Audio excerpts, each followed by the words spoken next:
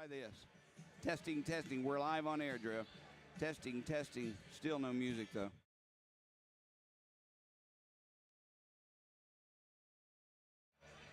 Testing, testing. Testing, 1, 2. He shoots, he scores! He shoots, he scores! Still hot. But you're playing the music, but I don't see it. Well, it might just be on YouTube. Well, I mean, it should be coming in, the sound.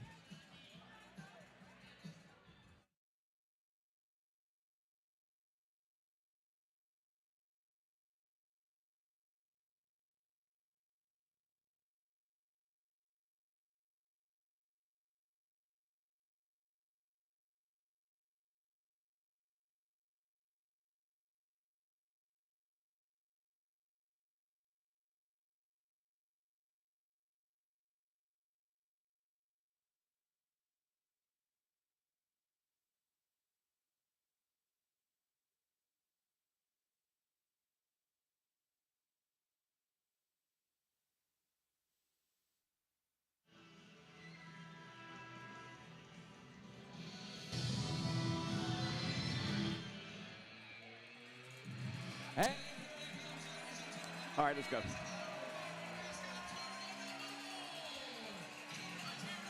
Tonight at the Pelham Civic Complex, the Birmingham Bulls are in what feels like a must-win situation. Prior to last night, the Bulls were on a 3-game winning streak and had won 4 of their last 5. Chasing after 6th place was within reach for Birmingham. But after a 3-1 loss to Evansville, along with wins by Quad City, Macon, and Fayetteville, Birmingham now finds themselves in a 3-way tie for 8th place, which means somebody within that 3-way tie is also considered in last place. That's the final playoff spot up for grabs, number 8. It also means that, like I said, one of those teams are in last. Evansville is big. They're strong. They can play physically with anyone in this league. Because of that size and streak, they were able to win the physical battles last night that kept the puck out of dangerous situations that normally would have resulted in quality scoring chances for the Bulls. Last night, Evansville dominated the corners in front of the net and forced dump and chase hockey en route to their win last night. Birmingham must either dictate the play in their favor, forcing Evansville to abandon that physical style of play to a more skill-driven game, or find ways to win battles in the corners and net front play. If not, the same thing that happened last night will happen tonight. That's simple. Last night, Birmingham played a good game defensively, allowing only 18 shots from Evansville, but on top of that as well, gave up only 4 shots on goal in the second and 5 in the third. But that's exactly what Evansville wanted to do. They wanted to get the lead, slow the game down, dump and chase, fire the puck here and there. Once they had the lead, Evansville just sat back and slowed the pace down, and it served them perfectly. They didn't allow the Bulls to carry the puck in the offensive zone at all last night, which made the Bulls fight a war and physicality that we're just not built to do. Evansville's size and their mentality dictated the game, and the Bulls need to change that if we want to win tonight. Jody Chernesky here along with Greg Dreveny in hope of calling a game that will carry a crucial 2 points for the Bulls. The best thing that can happen is for the Bulls to get a regulation win and hope for some help around the league tonight. We need help, but we need to help ourselves first, Greg. And both of us, last night, we were both very frustrated.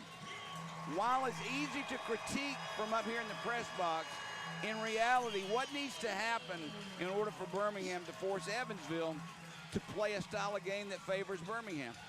Well, it's one of those things that we talked about earlier in the season, Jody. And, you know, I know it sounds like that same old broken record, but here we are again. Early in the season, it was injuries. And then outside of the injuries, now we're into call-ups on top of injuries, and it just keeps getting worse for the Birmingham Bulls. What happened back then when we had our initial set of injuries, we looked at guys like Kip Ledzianko and Kennedy, and we were like, Sinclair was another one who had some big games there when the Bulls really needed him to come through. And that's kind of where we are now. Yeah. Is we're looking at everything. We know who the top 3 are up front, right?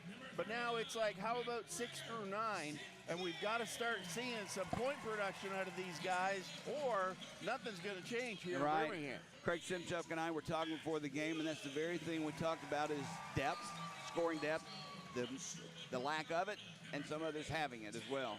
So right now we're fighting a battle, but Greg, the problem is we're running out of games to find it. Well, and the other thing, Jody, too, that I don't think people realize when you say that you've got, 3 guys, that can play on any team in the league and do well anywhere, right, as your top line, the thing about that is that when you're a team coming in like Jeff Bass with Evansville, it's easy to shut down one line when you have 3 lines. Well, something's got to give tonight. Something must change because Birmingham needs 2 points in the most needy fashion. There is one game in the league tonight that does affect Birmingham that was postponed. I wanted to say canceled, but not really canceled. They postponed it because of the weather in Knoxville till tomorrow afternoon at 2 p.m. And that was a game, I believe it was Macon in town to play Knoxville, and that game carries some importance for Birmingham as well. Knoxville comes into the game tonight, if I'm not mistaken, Greg, just a few points ahead of Birmingham. You've got the standings in front of you. Where does Knoxville stand as far as games in hand and points? Well, that's the thing, Jody, that we were always talking about Macon being behind us, and you talk about a 3-way tie for 8th place, and guess what? Macon's no longer in that equation. Yeah. They've jumped up to 7th. With games in hand. With 3 games at hand still. That's a possibility of 6 more points. Right. Well, let's pause real quick for the playing and singing of our national anthem. This guy, I meant to find out who it is, but he really can belt it out. Oh, yeah.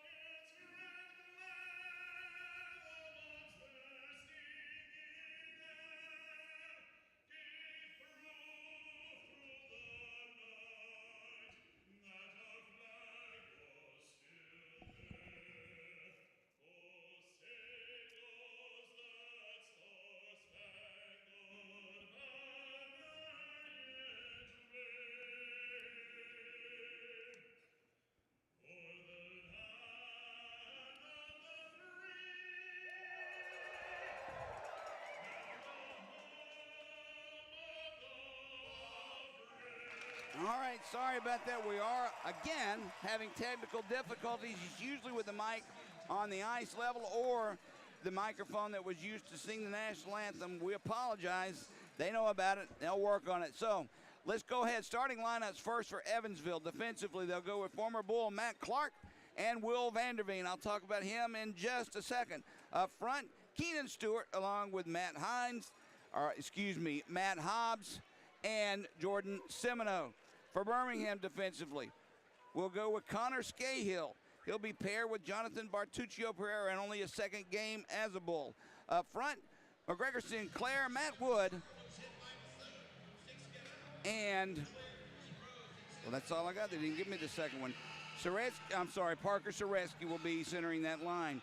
Now, before I get into the goalies, before the game in warm-ups, I had a chance to just take it all in, and I saw Will Vanderveen, defenseman from Evansville, and Connor Scahill get into a visibly, and you could hear it from here audibly. They were going after each other for a second. I paused and I thought maybe they're going to go right here at center ice like that happened in Evansville a couple of weeks ago. They backed off of each other. Matt Hobbs and Kenny Britton of Birmingham were kind of laughing about the situation, talking about it. But don't be surprised if Will Vanderveen and Connor Scahill, somewhere in this first shift, they're both on the ice, don't get after each other. Well, and that's one thing, Jody, I really like Scahill as of late. He's quietly becoming one of those secondary heavyweights. Well, we'll call him a middleweight. Yeah. Britton's a definite heavyweight here, but nonetheless, Scahill will show up, and he's going to surprise a lot of people. So if I'm Vanderveen coming in, you know, look out. All right, right now, three former Bulls, old Bulls, if you will, are out on the ice to drop the puck. Carson Rose, that is Ryan Romeo. And I can't see who the other one is on the far side wearing the old Bulls WHA jersey, Drev. Maybe you can. But I know Carson Rose and Ryan Romeo is out because my granddaughter, Charlotte, 6 years old, bless her heart, she's still in love with Ryan Romeo for some reason. But either way, she's very excited to be here tonight, and she'll see him in between periods, I'm sure. Now another former Bull comes out. Help me out here, Drev. Who are these people? Oh, that's not a former Bull. The other one on the far side is in the blue jersey. You'll get a nameplate in a minute. Starting goaltenders for tonight. First, Evansville will send in same goaltender they had last night, Christian Stead. With the win last night, he now is number 1 in league wins, 15 wins, 8 losses and 4 shootout losses. The goals against a 2.24. Save percentage of .923. For Birmingham, we'll counter with Taylor Joseph tonight. He's a former Evansville Thunderbolt himself. Joseph comes into the game undefeated, 4-0-0, a 2.32 goals against, and a .934 save percentage. Now, I don't know what goaltending changes can do to the mentality of your forwards and defensemen, but we're going to find out quickly. Look, Vanderveen's telling Scahill Vanderveen's already banging the stick on the ice, telling him. He's telling him, come on, let's you better watch out for this one. If you're watching at home, watch for number 6 in the white jersey and 28 in the crazy colored Bulls jerseys they're wearing tonight in honor of, I guess it's Jimmy Buffett. Marguerite, I don't know. We'll see. Play is underway. Birmingham has the puck in their own zone, and it's played there by Bartuccio Pereira. Slides it far side, now up the ice, out of the reach of Soreski and past everyone. And this one will be an icing as Vanderveen was there first. He would have touched it. He's still barking. Yep. And he's staring down Connor Scahill. This is, I don't know if it's going to be all talk, but back in the Bull zone as they're getting set for the faceoff, at least Vanderveen's giving some instructions to Scahill as to what he wants to happen. Jody, I'd have went straight up there right off the draw and handled that one right there. So I don't know what. Well, back in the days when you played, our whole team would have done that. I know. It's just something that it's going to be interesting to see how this pans out in the next shift. Off the draw, Bulls control. They'll barely get it out of the blue line, out of their zone, but they do. Now Vanderveen takes a hit from Pereira, puts it deep into the Bull zone. Played far side. Back into the zone as Keenan Stewart plays it. Soreski there. Hobbs as well. Birmingham will come out with the loose puck, and Pereira will bring it in to the Evansville zone. Slides it in deep. Coming out with the puck now is Evansville. Thiessen with the puck. Tries to skate away from Walker. He gets that center ice stripe and dumps it in. Remember, that is Evansville's MO. They want the lead, but they want you to have to out-muscle them for the puck, which is why they send it in and play dump and chase hockey. Now puck loose at center ice, picked up by Evansville. And Berkapek will take it, and he'll put it right back in. Slides around far side, played by Miller. Back behind the net, Birmingham's there. Up through center ice, connects with C.J. Walker. Thiessen takes a hit from Walker, goes down. Walker sends the puck in deep. Now Glover there along with Kip Ledzianko fighting for it behind the net. Ledzianko comes out with the puck, gives it to Walker. Now shot didn't make it through. Kip has it. There's a centering pass for Walker. It's blocked by the Evansville defense, and Evansville will clear back into the Bull zone. Good forecheck in here by the Bulls early, Jody. I like you getting 2 guys low, working hard. Tracy brings the puck into the Evansville zone. I'm glad to see that. Instead of dumping it, they are trying to bring it in. He stood up there by McPhee, who takes the puck away, and Evansville will skate ahead. Evansville is going to have to work a little harder to take the puck into the Bull zone as well if Birmingham continues to bring it in the offensive zone. Bulls have the puck there. They'll send it to the blue line. Now out through center ice. Pizzamenti has it. Pizzamenti puts it behind the net. Played there by Wernley. Taken away by Pizzamenti. Slides it back in the corner. Now back at the blue line for Scahill. There's a shot from the point, deflected wide and behind the net. Pereira has it. Here's a centering pass in front. Gronick had a whack at it. Save is made. I don't know how the rebound didn't go in. Evansville fighting to get it out, and they do. Good opportunity there by Gronick. Evansville will just float one into the bull zone, played by Pereira around the far side for Caron. Semino on him. Stewart intercepts that clearing pass. Far left face-off circle. Puts the brakes on, tries to get it back to Clark. He does. Clark can't get it in deep, and the Bulls will clear. Caron has it. Britton with him. Slides it behind the net, out of the reach of Britton's stick. Played along the near boards by Sinclair. Hobbs pokes it away from him, comes out with the puck, and Evans will set it up in their own zone. Played by Stewart into the Bull zone. Back behind the net, Birmingham will set it. Banks one off the boards, looking for Sinclair. He couldn't control it. Evansville puts it in. Birmingham right back out. This one's going to be no icing as it's played by Berkopek. Berkopek's pass intercepted by Wood. Almost set it up for Sinclair. Bounced off his stick, and Berkopek will bring it into the Bull zone. Drops it back at the blue line. No one there. Tipped around near side. Gilmore plays it. Gilmore a pass over for Thiessen. Bounced away from him and outside of the zone. Back to get it is Berkopek.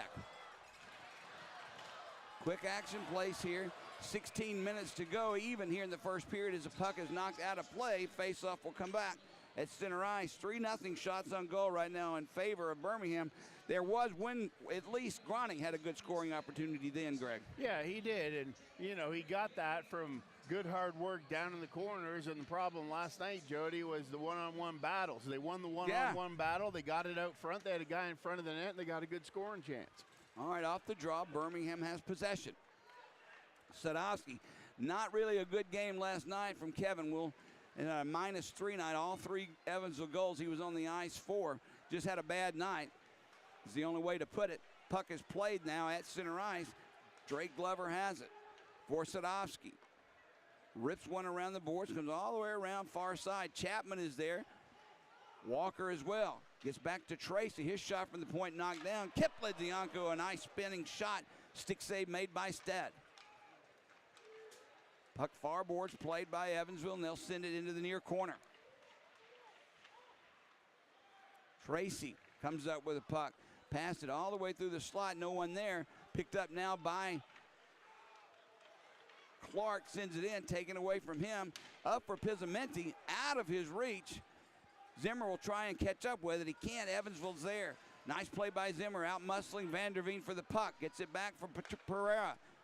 Far side pass knocked down by Clark. Along the far boards now for Vanderveen. Return pass, here comes Evansville. There's a one-timer by Stewart. He got the heel of the stick on the puck and didn't get all of it and never made it through, and Birmingham clears the zone. Matt Clark with it. He lifts one into the near corner. Play really at a fast pace here. Off the stick of Caron through center ice. Semino puts it right back. He gives Caron a two-hander. Now Britton as well as the puck is played back into the Bull zone. Evansville will not shy away from anything physical to anybody. Now it's played by Birmingham. Tried to set it up for Britton. Intercepted by Scotty Curtin. And he'll drop it back for his defense. Evan Miller gives it to Berkopek. He'll skate away.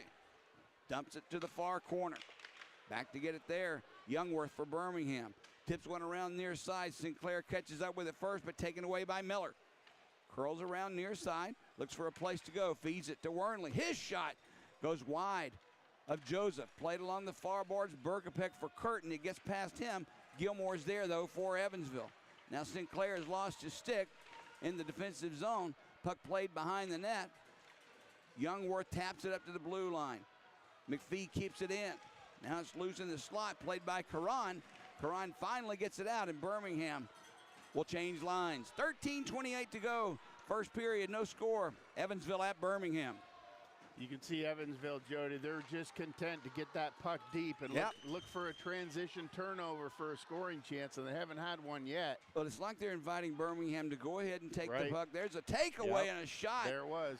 A nice one by Laxon, and save made by Taylor Joseph. He made that look easy, but Greg, that was That was a heck of a save. Well, that's what I mean, but that shot came on goal, Jody, off the turnover on the side wall. It's like they're daring or asking Birmingham, please keep passing that one. Birmingham always tries to fire that one long pass from one corner to the center ice stripe, and that's what they're asking Birmingham to do. Now, Semino takes his man into the boards hard, far side, and I believe that was Sadowski. Birmingham's Kipledzianko with it, chips it ahead. Glover taps it in, and Semino will pick it up first. Near side for McPhee. Spins away from one. Walker takes the puck away. CJ gets it back at the point for Sadowski. In front. Deflection never made it through. Played now by Glover. He's tied up by Clark. Now Stewart of Evansville comes in. McPhee as well to try and poke the puck free. Kipledzianko for Birmingham will come out with it. He had it taken away by Hobbs. Hobbs sends it right back behind the net where Clark has it.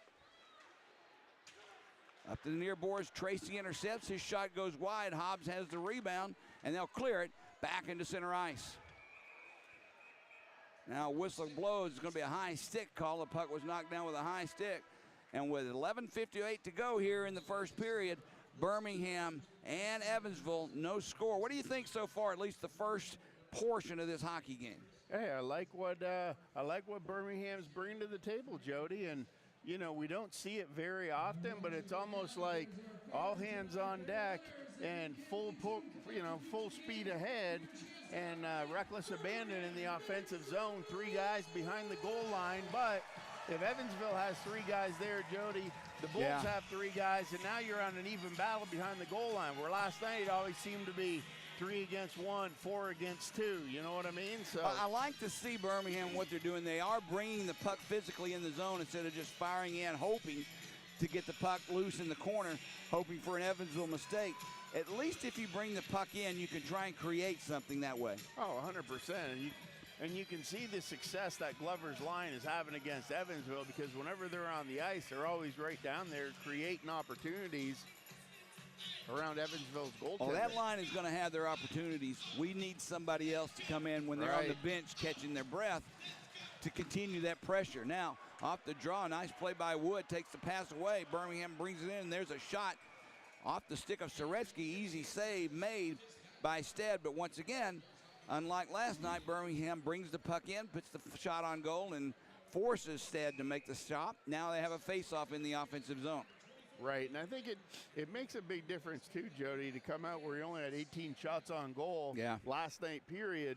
Now in the first 8 minutes and 10 seconds, you've already got 6, out shooting Evansville 6-1. Sinclair wins the draw, gets it back for Sadowski. Soft pass around for Soretsky behind the net. Centers one in front. There's a shot just wide by Sinclair. I don't think he knew the puck was on his stick until the last second, and then he got the backhand wide. Now, Thiessen plays it behind his net. Soretsky digs it away from him. Gives it to Sinclair. Sinclair kicks it for Soretsky, taken away by Evansville, and there's Miller. He can't get it out. Kept alive by the Bulls. Soretsky loses it. Taken now by Evansville's Miller, and he'll get it out to center ice. Fired right back in. Birmingham changing lines, as is Evansville now. So wholesale line changes for both teams. Fan trying to get the Bulls into it. Yep. The dreaded noise meter showing on the board that the referees hate to see. Birmingham has possession of the puck now as Pereira taps one behind his own net to Scahill. Still haven't seen Scahill and Van der Veen go at it, but I'm telling you, it's not over with yet. Long night of hockey ahead of us. Derek Contessa brings the puck in slowly but surely. Big forward, Derek Contessa. Zimmer takes the puck away. He lost it to Laxonen, who will put it right back in, and Joseph will stop it. Joseph plays it for Pereira. Back on defense, Birmingham plays it ahead. Zimmer taps one in as Birmingham will change lines once again. You'll have to give me what you think the strategy is right now for Craig Simchuk. There's a lot of quick ice or line changes when the Drake Glover line is not on the ice. Played behind the net, whips around the far side. Birmingham will skate away with the puck. Gagnon has it. He sends one in looking for a deflection. He gets past everyone. Now Hobbs will pick it up and he'll skate. Matt Hobbs takes a shot, steered aside by Taylor Joseph into the netting out of play. Now with a little traffic in his crease, Evansville in no rush to get away from Taylor Joseph. They'll just have a little conversation in the blue paint. You see where Hobbs went, Jody, on that shot. I mean, he took that shot from a good 30 or 40 feet out and carried right in and basically stopped right on the goal line, right beside Joseph. And, you know, he wasn't there by himself. Semino was right in there behind him, and it's almost like they're just daring somebody to do something about it. Well, there are a couple of players Birmingham has on their roster that I feel can do something about it.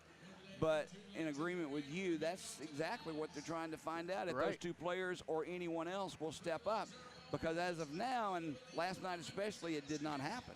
Well, it's one of those things where, you know, we talked about it last night towards the end of the game about taking their liberties on the Bulls, especially in front of their own net, and guys just not answering the bell and skating away. And it's almost like that's how they're coming out right now. Not so much in the first 10 minutes, but definitely here in the last couple minutes, they've almost been egging them on to see if there's any dance partners out there. All right, 9:52 to go, first period, no score. Birmingham out shooting Evansville at this moment, 6-2. Face-off will be to the right of Taylor Joseph. Now, you and I have had discussions about Taylor Joseph. He joined the Bulls really not expecting to be here more than a week or two. Musatelli had just been called up, and Craig Simchuk, the coach, was very honest with Taylor Joseph and told him, listen, if Musatelli comes back, you'll only be here a week, and I can't promise you any more than that. Joseph was so happy and thrilled about having that opportunity to come back. He said, that's fine. Just allow me to show you what I can do when the opportunity arises. And he has. 100%, Jody. And, you know, he's got AHL background, as we just saw with that save that he made there. Off the draw, there's another shot. This one by Stewart, a blocker save made by Joseph. Played around near boards. Evansville keeps it alive. Keenan Stewart plays it behind the Bulls net where Semino has it. Return pass for Stewart. Tied up there, penalty coming up on the Bulls as Gagnon hauls him down, and Gagnon will get the holding call, and it was a good call. And for Jordan Gagnon, he has the bad stat, I'll call it, of leading the SPHL in minor penalties. Just picked up his 21st minor penalty of the year and puts Evansville on the power play. Well, it's one of those things, Jody. I coached the Alabama team. We went to nationals 4 years ago now, and our goal when we played 5-on-5 hockey, it was just to not get scored on. We wanted to be even, and then on the power play opportunities, that's when we look to get on the scoreboard. And I kind of feel like that's what Evansville is doing here tonight. Evansville, fourth best power play team in the league, 20.6% success rate. Off the draw, Evansville has control. Plays it into the far face-off circle. Semino feeds it back to Abbott. Near side for Miller, looking for a one-timer, but he had to control it with his skate, loses it, and as usual, Kip Ledzianko takes it and does the right thing with it, fires it down the ice. Where would we be without Kip Ledzianko? Right. Now, Evansville will try it again. Berkapak has it. Feeds it up for Miller, who goes down. Birmingham's Wood is there, and he fires it right back down. So far, so good. Minute 20 to go here on this power play. First for either team tonight. Evansville has the puck, and they'll skate. Matt Clark drops it back for Scotty Curtin. Returns the pass over far side. It connects with Gilmore, and he'll give it back to Hobbs. Now that puck gets caught up in the glass and pops over it into the crowd and out of play. So a minute 5 remaining on this power play, and there really hasn't been a big opportunity yet for Evansville to convert. No, and getting back to Joseph, Jody, that's one thing where, you know, he's got some history with Evansville, things like that. And you know what? Sometimes you just need a little bit of extra spark or some unforeseen juice to come into the mix. And I think tonight he could be the difference. Off the draw, Matt Clark takes it just inside the Bulls' blue line, gives it to Gilmore, son of Hockey Hall of Famer Dougie Gilmore. There's a shot by Clark, never made it through. Played far side by Stewart. Tied up there by Hobbs. C.J. Walker tries to rip the puck away from him. Still loose, being fought for along the far boards. Tracy ticks it up for Birmingham, finds an opening, and fires it down the ice. Good PK there by the Bulls, Jody. Very aggressive in their defensive zone. I really like that look. 30 seconds remaining on the power play. Clark, who's been on the ice the entire time for the power play, gets it in deep. Now it's played far side for Laxonen. Laxonen cuts behind the Bulls' net. Thought about a wraparound, but he was cut off by Sinclair. He'll drop it down low. Back at the point now, it's fed for Clark. Near side, Scotty Curtin. Feed for Contessa, knocked away by Sinclair, and the Bulls take the puck and fire it, and that'll do it for this power play as 5 seconds remain on the penalty to Jordan Gagnon. Good job there by Sinclair. Contessa was waiting right in the slot, Jody, and he was there to knock it away. Here come the Bulls. Gagnon stepped out of the box, intercepted a pass. Nice shot from about 5 feet inside the blue line. Stead saw it, kind of popped him a little bit. It looked like he got him in the shoulder, and he's moving it a little bit, but he made the save. The puck was down on the ice for a rebound, but he was there before anyone else. Nice play by Gagnon, right out of the penalty box. Birmingham now will try and have an offensive zone win, at least on the face-off. 7:19 to go first period. Well, and that's one you can see, Jody. You see Stead, he doesn't have any dangler. You know, there's no neck protector down there. He's just got that mask. That caught him right up by the collarbone and came up. That's why he kind of flexed himself a little bit. I think it might have came up and caught him under the mask, so we'll see how that I thought that was a rule. I guess I'm wrong. There's a lot of things I don't know. Off the draw, puck is loose, top of that face-off circle, and Evansville will clear it. And Bulls have it. Tracy with a head of steam up, tries to get going. Pops it into the Evansville zone. That hasn't worked for 2 nights. Laxonen takes it away, and back the other way comes the Thunderbolts. Played in the near corner. Tracy backhands one over for Sadovsky.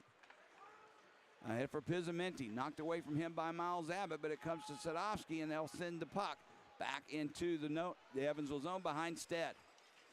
Now Zimmer takes his man down. That was McPhee. Takes the puck away. Tried to walk out in front. He's knocked off the puck. Played along the far board. Semino will come out with it. 2 men back for defensively for the Bulls. Knocked down with a high stick by Gagnon, but they'll let play go on. Gagnon tried to poke it past Thiessen. He can't. Abbott takes it away, and they'll set the play up as Berkopek has it. Bring it in the Bull zone.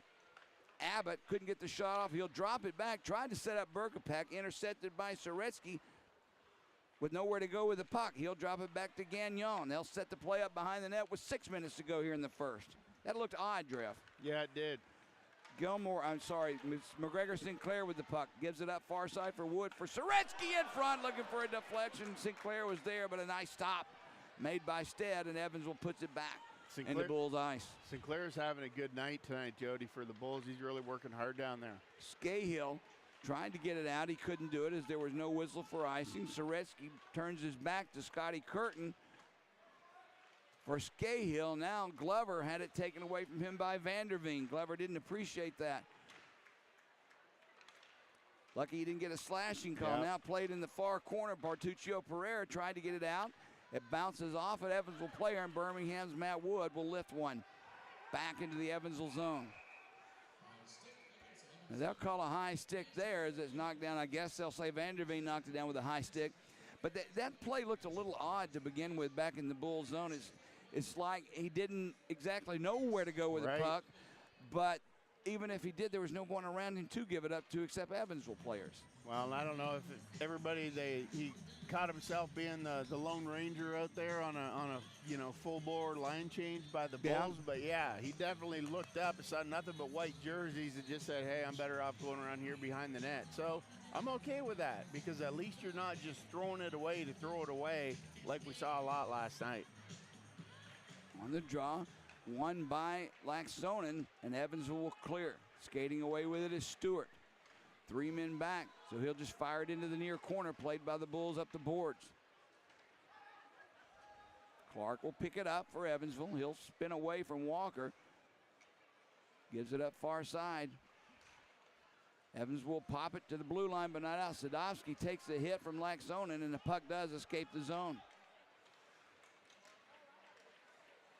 Now it's center ice. Kip Ledzianko fires it back for his defense, and C.J. Walker takes a big hit, not once but twice from Matt Clark, right into the Evansville bench. And a big hit far side. Gronick gets tied up far side with Wernley. Wormley comes to the box, or to his bench. That was a big hit, Greg. Definitely there. You see the Bulls starting to throw their weight around. It looks like you got to answer enough. it somehow. Well, exactly. That's it. Now played in the Bull zone is Chapman after the puck. Gagnon and Gronick trying to poke it free. Matt Hobbs will come in. He will pop it free. He's tied up, though, by Youngworth. Now it's puck's tied up underneath the both. Still looking for it. 4 players back trying to get it. Finally, it breaks free. Birmingham will clear. Skating away with it is Jordan Gagnon. Gagnon takes a hit as he tried to get away from Semino. It looked worse than it actually was. Both players were trying to avoid each other, but Gagnon went flying through the air. There's a shot from the point by Scahill. Save made by Stead. Now it's loose along the near boards. Chapman will clear. Now Scahill takes the puck, fires it into the opposite corner where it's played by Karani. He's hit by Berkopek. Play really picking up physically by both teams. Now Karan goes down off the hit from Hobbs, and he'll go to the box for the trip. Greg, played just Birmingham's first period tonight is better than all 3 periods last night, as we see Kenny Britton and Jordan Semino having a discussion. Now, those 2 players did not talk to each other in pregame skate. Right. But they're having a nice discussion now as Birmingham will go on the first power play of the night. They did not convert at all last night on, I believe, 4 opportunities. So we'll see what we can do tonight. Birmingham's power play this season is #1 in the SPHL. 25% success rate, 30 goals on 120 advantages. Problem, Greg, is they've given up 5 shorthanded goals, which leads the league by far. Right, and that's always something, Jody, where usually what you see teams do is they'll put out 4 forwards and 1 D on the power play. And the only problem with that, sometimes people get lackadaisical out there thinking, hey, we're on the power play. This is going to be a, opportunity to get points. And they forget about that intensity you need to protect the defensive side. So we'll see what the Bulls do here tonight. But I tell you what, they got Pereira out there. I really like what he brought to the table last night in his first game as a Bull. Birmingham's #1 power play unit in the league, but Evansville has the #1 PK unit in the league. They kill off 85% of all man advantages. So best against best. Let's see now. Derek Contessa giving Glover a few love taps there off the draw. Evansville comes out with the puck, and Vanderveen will clear it. Look out, Contessa has it on a semi-break, takes a shot, and that didn't miss by much. That was a close one. Now Birmingham through center ice played. C.J. Walker will skate it in, drops it for Glover. Far side looking for Sinclair, knocked away from him. Loose puck along the far boards. Walker has it. Back for Ledzianko, near side Pereira. Birmingham sets the power play up for the first time. Now it's near side Sinclair. Back to Pereira. He'll return the pass. Bartuccio Pereira shot deflected by Contessa in the netting, out of play. So we'll have a face-off in the Evansville zone. 2:35 to go here in the first period of play. 1:24 remaining on the power play for the Bulls. Jody, you got 1 guy behind the net, and you have 4 guys in a square outside from the goal line to the blue line and nobody in front. That's not going to cut it against a goaltender like Stead. You got to get bodies in front of him and make it hard for him and find a greasy goal. At the very least, you got to make his vision cut down. And you're right. The greasy goals mean a bounce off a rear end, a skate, a stick, whatever it takes. Get some traffic in front. Good things will happen. Now Birmingham's Pereira brings the puck through center ice. His soft pass was broken up, so Birmingham's Glover goes back. Center ice stripe, and he'll set it up. Sinclair's pass broken up by Gilmore, and he puts it right back in. Now, I can tell you Tyson Gilmore has been schooled in the finer aspects of hockey with a father named Doug. Oh, yeah. So it's going to take a little bit of effort to get one past him. Bartuccio Pereira drops it back. Zaretsky gives it up near side for Wood. Pereira keeps it alive for the Bulls, for Pizzamenti. Gronick. For Pizzamenti, near side Pereira. Had a shot, gave it up. Pizzamenti, he takes the shot, save made by Stead. He actually looked behind himself to see if the puck was actually behind him, but it wasn't. Birmingham's second power play unit on the ice, trying to generate some offense. That's what I'm saying. Stead is not quite dialed in like he was last night, Joey. Last night in the third period, you know what? I mean, he was Johnny on top of everything, and he just looks, you know, not that he's doing anything wrong. He just doesn't look as confident and solid, airtight as he was last night. Drop the puck again on the draw for Birmingham. Soretsky. Contessa for Evansville. Puck comes free. Evansville skates away. Laxonen on the short-handed situation. Brings it all the way in. Takes a shot. Rebound is loose for Contessa. He couldn't find the puck, or he would have been all alone. Now Berkopek takes it. He'll slide it back for McPhee. That'll do it. About 10 seconds to go on this power play as Evansville puts it in deep. Stopped by Joseph. One last shot for Birmingham. Hits Pizzamenti on the back of the skate. And Evansville has killed the penalty. They're back at full and even strength as they fire the puck into the Bull zone. Joseph plays it himself. Now a little collision back there with Joseph. Evansville has it. Less than a minute to go. There's a score. Shot from the point by Will Vanderveen. Yep, Joseph's got something to say about that, Jody, because that was definitely intentional behind the net, taking the shot. And as soon as I saw that and I saw the puck come to the point, I said his thought is not on the puck, it's on what just happened behind the net. Sure enough, 1-0 Evansville. I don't know if they're going to look at this to see if there's any goalie interference. I don't think so. But nonetheless, 58 seconds to go here in the first period. Evansville once again takes a lead over the Birmingham Bulls. They didn't trail at all last night against Birmingham. 19:02 the time of that goal for Vanderveen. That'll be his fourth goal of the season. We'll catch the assist in a moment. But Birmingham now finds himself trailing 1-0. Evansville brings the puck back in. A save made by Joseph as Wernley shot that puck from the far face-off circle. But you see what it took, Jody. Yep. It took Evansville liberties, and we'll see if that gets answered here. Probably not in the next 51 seconds, but I'm sure that will be a topic of discussion in between the first and second period. Evansville's only lost one game when they scored the first goal this season. They're 12-1-3 when scoring first. We'll see if Birmingham can change that. Wernley off the draw, sends it behind the net. Played along the near boards. Hobbs keeps it alive. Down to 40 seconds to go here in the first period. Scotty Curtin there fighting along with Glover for the puck. Still behind both players. Curtin lost it. Hobbs will pick it up. Sets it up far side. There's a bad angle shot. Save made though. And a nice one by Joseph. Rebound to Curtin. He drops it back for Wernley. He takes the shot. Save is made. The rebound was lying there for Hobbs. A nice defensive play by Gagnon. Saves that goal, or it's 2-0. 10 seconds to go here in the first period. Wernley plays it behind his own net. He's content to let this clock expire and go to the locker room, and we'll circle back behind his net. But that last shot there, and almost a goal, is a prime example, Gregor. Just fire the puck on the net, get some people in front of the net and see what happens, because that puck was lying there blindly and wide open for Matt Hobbs. Luckily, Gagnon was there to keep him from putting the puck on or stick on the puck. Right, good job by Gagnon to tie up his man and not just stand beside him. He actually boxed about, had his stick in there, and that's what it takes. You have to not worry about the puck, Jody, and worry about the man. And that goal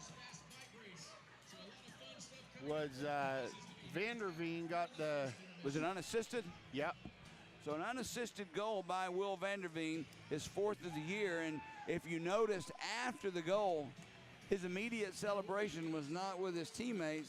His immediate celebration was skating right in the Bulls bench and letting Scahill knows who just scored the goal. This is a long way from being over with. I would like Birmingham to draw first blood in this game, but after talking with head coach Craig Simchuk before the game and seeing a little bit of the fire that's in the Bulls' eyes, I have a feeling that first goal this time may not matter as much. Well, I don't think it will, Jody, and I am very interested to see what's going to happen here at the start of this second period, because towards the end of that first period, things got a little bit you know, let's just say Evansville was feeling their oats out there a little bit. You know what I mean? And maybe getting a little bit too big for their britches in some of their play, and we'll see if the Bulls come out and answer the bell. Do you think Evansville is, I won't say looking past, taking for granted. That's not what I'm saying. But do you think Evansville is now looking at Birmingham as if, hey, you got to catch us. We're better than you guys.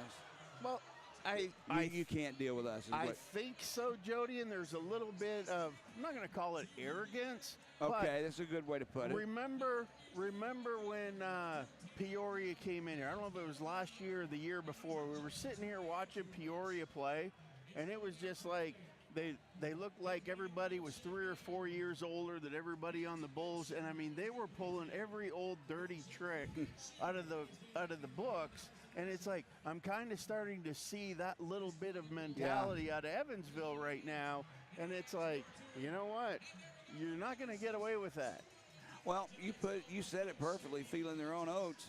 I think they've pretty much settled into their position here with Birmingham. They know they match up well with Birmingham. They know Birmingham has no answer for them size-wise. You can't just manufacture size.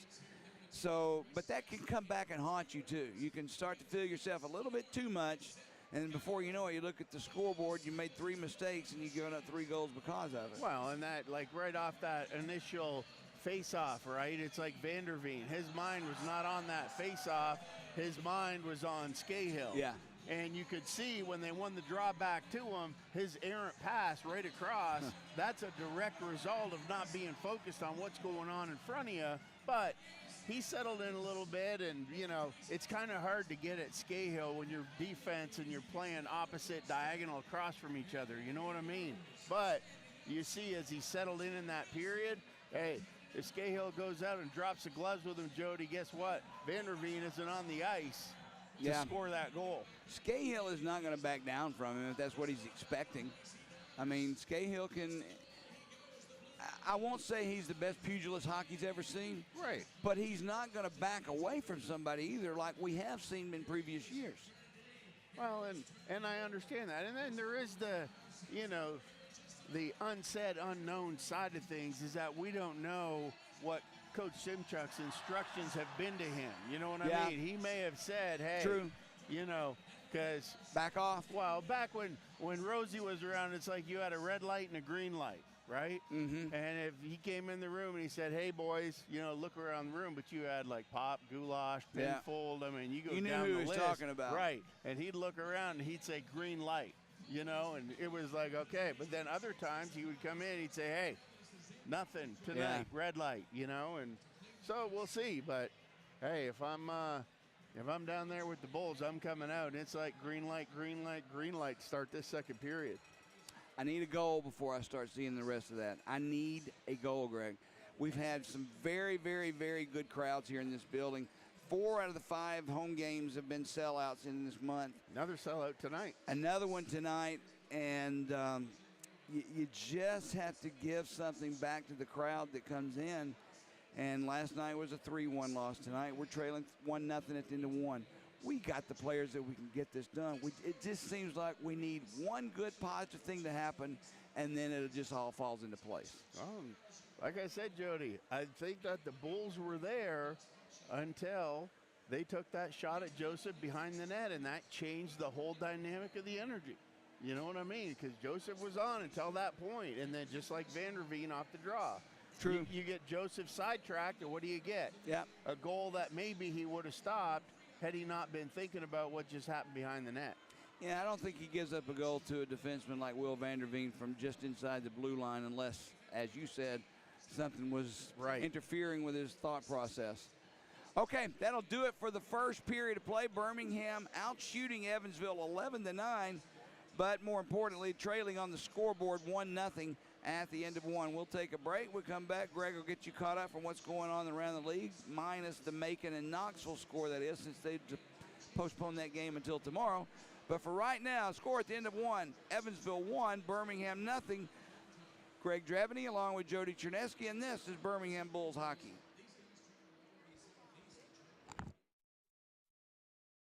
Locked in 4th place.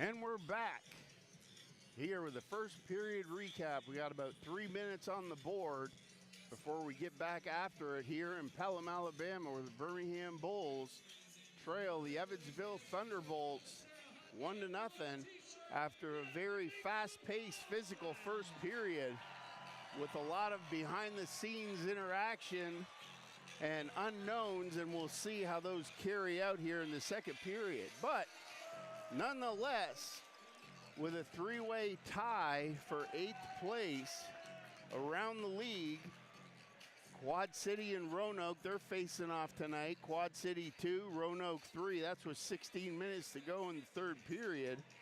Evansville up 1-0 here on the Bulls. Peoria and Huntsville, they're knotted at 0 after 1. Fayetteville 1, Pensacola 1, and they're about to start the second period of action there. Macon and Knoxville, that was postponed due to weather until tomorrow at 2.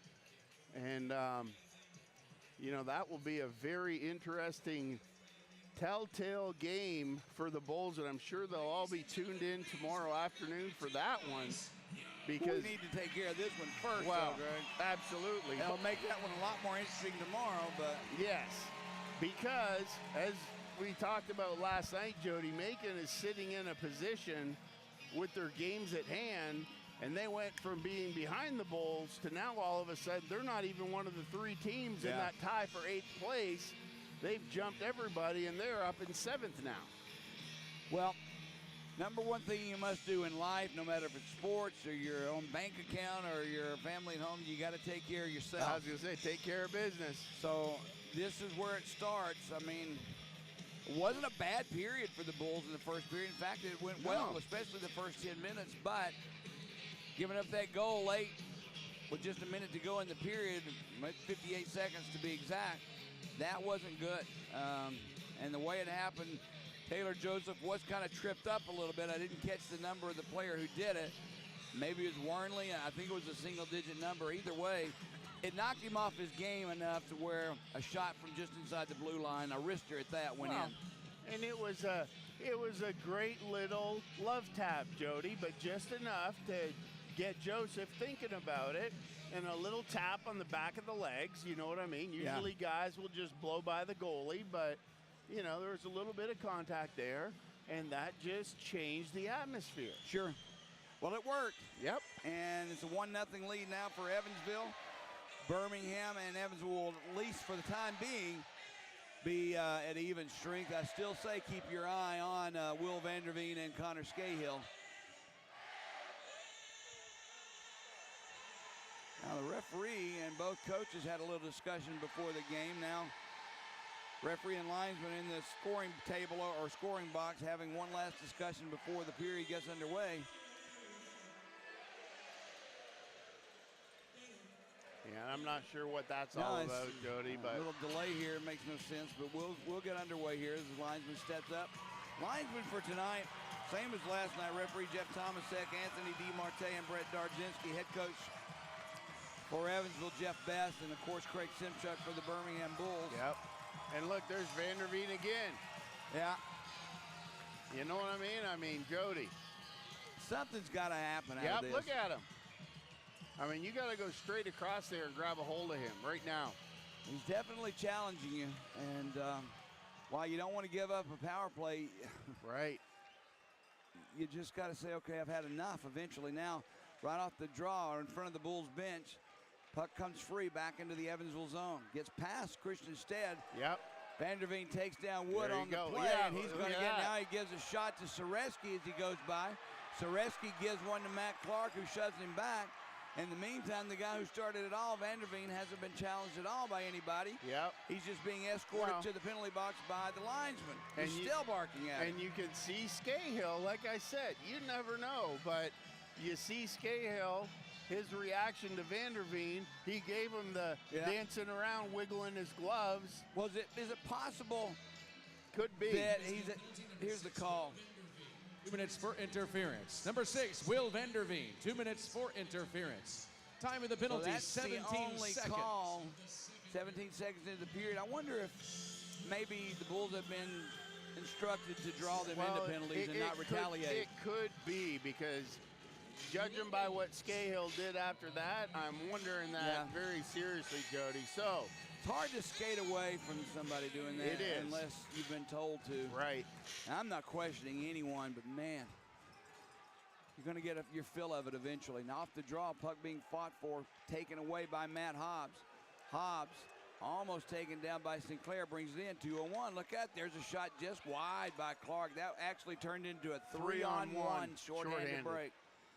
Wow, now Pereira gets it up for Kip Ledzianko. He takes the shot wide of the net, bounces back to the near boards and out by Evansville.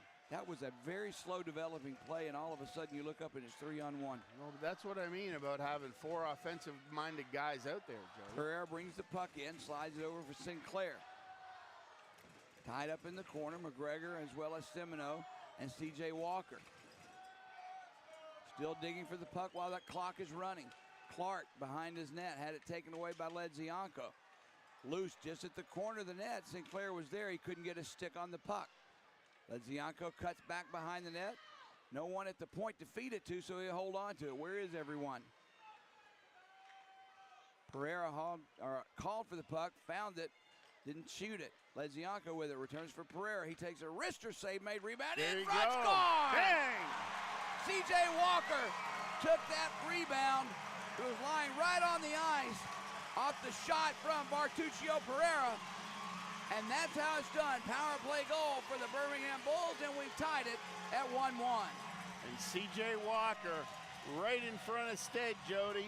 But the good shot by Pereira finally, because they didn't push it down the side wall and do the perimeter stuff. Get it up top, get bodies in front, rip the puck, get the rebounds, and bang it home. We got a hockey game. Power play goal for the Bulls. Here's the, well, we'll get the call in a moment. I thought they were about to do it then. I know that Pereira will get 1 assist. I don't know about the others. Here's the call. Goal scored by number 12, C.J. Walker. His 8th goal of the season. The assist, number 20, Jonathan Bartuccio Pereira, and number 91, Kip. So Ledzianko once again on the assist. Birmingham's tied it at 1. We're back at even strength in the Bulls zone. It's played by Berkapak. Taken away by Gronick in front, looking for Pizzaminti. He couldn't find the puck. Now tied up along the far board, skating away with it is Hobbs. Trading with him is Berkapak. Hobbs holds on to the puck. Plays it down low, Berkapak in front. Curtin was there, he couldn't get him the puck. Scotty Curtin sends one in front, looking for Hobbs, knocked away from him. Curtin hangs on to the puck, hit right there solidly by Pizzaminti, and the puck squirts free to the other side. Gagnon for Gronick. He tips it ahead to center ice, takes a big hit from McPhee. Birmingham sends it all the way down and is stopped by Christian Stead. Played at center ice, Bulls have it. They're not going to call icing. This is deflected now behind the net. Wernley has a hit developed or delivered to him, but they'll come away with the puck. Ellis Laxonen gets past Sadowski. Zaretsky takes the puck away. Abbott, that is, sends it to the near side. Clark had it for a moment, taken away. Zaretsky tipped it over for Tracy. Return for Zaretsky. Poke checked away from him nicely by Evansville's Matt Clark, the former Bull. Birmingham turns it right back in. Clark has it. Sends it near side. And Abbott plays it ahead. Laxonen with the puck. Cross ice pass connects with Contessa. No shot there taken. Birmingham takes the puck away, and it's Scahill with it. Pass cross ice connects with Glover, and he'll just tip it in softly into the Evansville zone. 2 men back. Takes the puck away for Evansville. That's Clark. A lot of ice time from Matt Clark in both games tonight. Loose puck in the slot. Knocked away from C.J. Walker and is played behind the Evansville net. Ledzianko delivers a hit on Miller, but Evansville maintains possession. Walker takes it away, gives it to Ledzianko. Dangerous pass, but he connects with Gronick in front, score! Gronick, I don't think took that shot, but it was deflected in front, and I believe it, Walker once again will be his 2nd goal in succession. But once again, Greg, that's what I'm saying, what we've been saying all along. That shot was taken in a position there's no way it would have been a goal. but because there was traffic in front, it results in one. That's it, Jody. You got to go to the dirty areas if you want dirty goals, and the Bulls did it again, and they're rewarded in almost back-to-back shots with the same kind of look. But Walker right there, shot from the point, a good tip around, and the Bulls are up 2-1. Even strength goal for Birmingham gives them that 2-1 lead. We'll get the call in a moment as we're back underway. Now play's really picking up. Zimmer takes Warnley out of the play, but Evansville comes away with the puck. Poked away by the Bulls. Pizzamenti has it. He one-hands one into the Evansville zone. Scotty Curtin, he'll play it back for Warnley. Now Matt Hobbs takes the hit far side. Still gets the puck out, and Birmingham Scahill has it. Long pass ahead off the stick of Soretsky, comes down to Matt Hobbs. Hobbs with the puck at center ice. He'll dump it in, can't get past Pereira. Now Scahill tips it around near side. Thiessen with a shot, save is made. Rebound comes to Chapman, his shot whistles wide. Now through center ice, Philippe Caron has it. 3 men back for Evansville. Caron puts the brakes on. Slides it into the corner. Britton is there. Can't get the puck away. Evansville has it. Thiessen loses it. Glover was there. Can't get it in deep, and Evansville will clear. That's an odd combination. Drake Glover out with Kenny Britton, but I'll take it. Now that puck bounces right in on Stead, who leaves it for Thiessen. Under 14 and a half to go here in the second period. Birmingham with a couple of quick second period goals leading 2-1. Youngworth with it. Looking for Walker. Comes to the stick of Soretsky. He takes the shot into the midsection of Stead, and he'll hold on with 14-18 to go here in the second period. First media timeout of the period. Birmingham up 2-1. And Jody, I really like what the Bulls are doing here. They've changed up their game plan, where before what they were doing is they were bringing all their forwards back to support their D and then trying to get out as a unit. And what that turned into with Evansville putting all the up pressure on the Bulls, breaking out of their zone, all the Bulls could do would be flip it up into the air, into the neutral zone and chase it. Where now what they're doing, the Bulls are sending guys 2 wingers high to the far blue line. And when they do that, Evansville defense has no choice but to back up because they have to respect that play. So as soon as the Bulls get possession, they're stretching the neutral zone, and it's really working out for the Bulls because they're taking away that pressure that Evansville is creating at the Bulls' blue line. Birmingham is finally getting some traffic in front of the net, Greg, as well. And these shots that are taken from the perimeter, where last night were nothing, there were no chance at all, tonight they become a weapon because with traffic in front, anything can happen, and that's how resulted, at least in that last DJ Walker goal. Pereira on the assist for that goal. That's his second assist of the night. Bartuccio Pereira showing that he belongs on this hockey team. Has had a very good 2-game stretch here in Birmingham. 100%, Jody. Have the guys that want to be here. Yeah, and he's playing like he wants to be here and enjoying it. Now Evansville brings the puck in. Semino tries to slide it over for Stewart. It's behind him, so he'll play it behind the net. Youngworth plays it for Gronick. He can't get it out. Kept alive. There's a loose puck in the slot. Stewart whistles one high and wide. Behind the net, Youngworth has it. Plays it for Gagnon. Look out, Gagnon had it taken away by Semino. In front for Miller. Loose puck. Comes around near boards. Clark pinching in, keeps it alive. Now Evansville starting to put the pressure on Birmingham. Gronick banks one off the boards and out. Phil Evansville with a little sense of urgency here. They've kind of put the octane in the gas. Gilmore through the slot, fans on the shot. He goes down loose in that face-off circle. Picked up by Soretsky. And Birmingham can't maintain control. Evansville has it. Scotty Curtin will bring it back into the Evansville zone. Pad save made off the shot by Taylor Joseph. Sinclair has it. He's knocked down on the play by Wernley. Nice clean hit far in the Evansville zone played by Birmingham. Soretsky has it. Back for Tracy, near side Sadowski. Looking for a deflection. Gets past Sinclair, and Evansville will clear. Now Matt Wood brings it in, gives it to Sinclair. He takes a shot, stick save made by Stead, and the puck is cleared into the stands out of play. 12:44 to go here in the second period. And if you notice, Jody, these low shots from the Bulls are really giving Stead some trouble. And even that one there with no traffic in front of them, from just inside the blue line, there was a fat rebound thrown out about 4 feet from him. And, you know, that's got to be something the Bulls want to keep capitalizing here as they continue to attack and pressure that net front. Damon Zimmer on the draw for Birmingham. Controlled by Zimmer. Sadowski has a traffic in front, but his shot never made it through. Hit the leg of Evansville's defense. Karan now has it near boards. He'll curl behind in the corner. Comes back out, has Sadowski there. He can't get him the puck. Berkopek takes it away.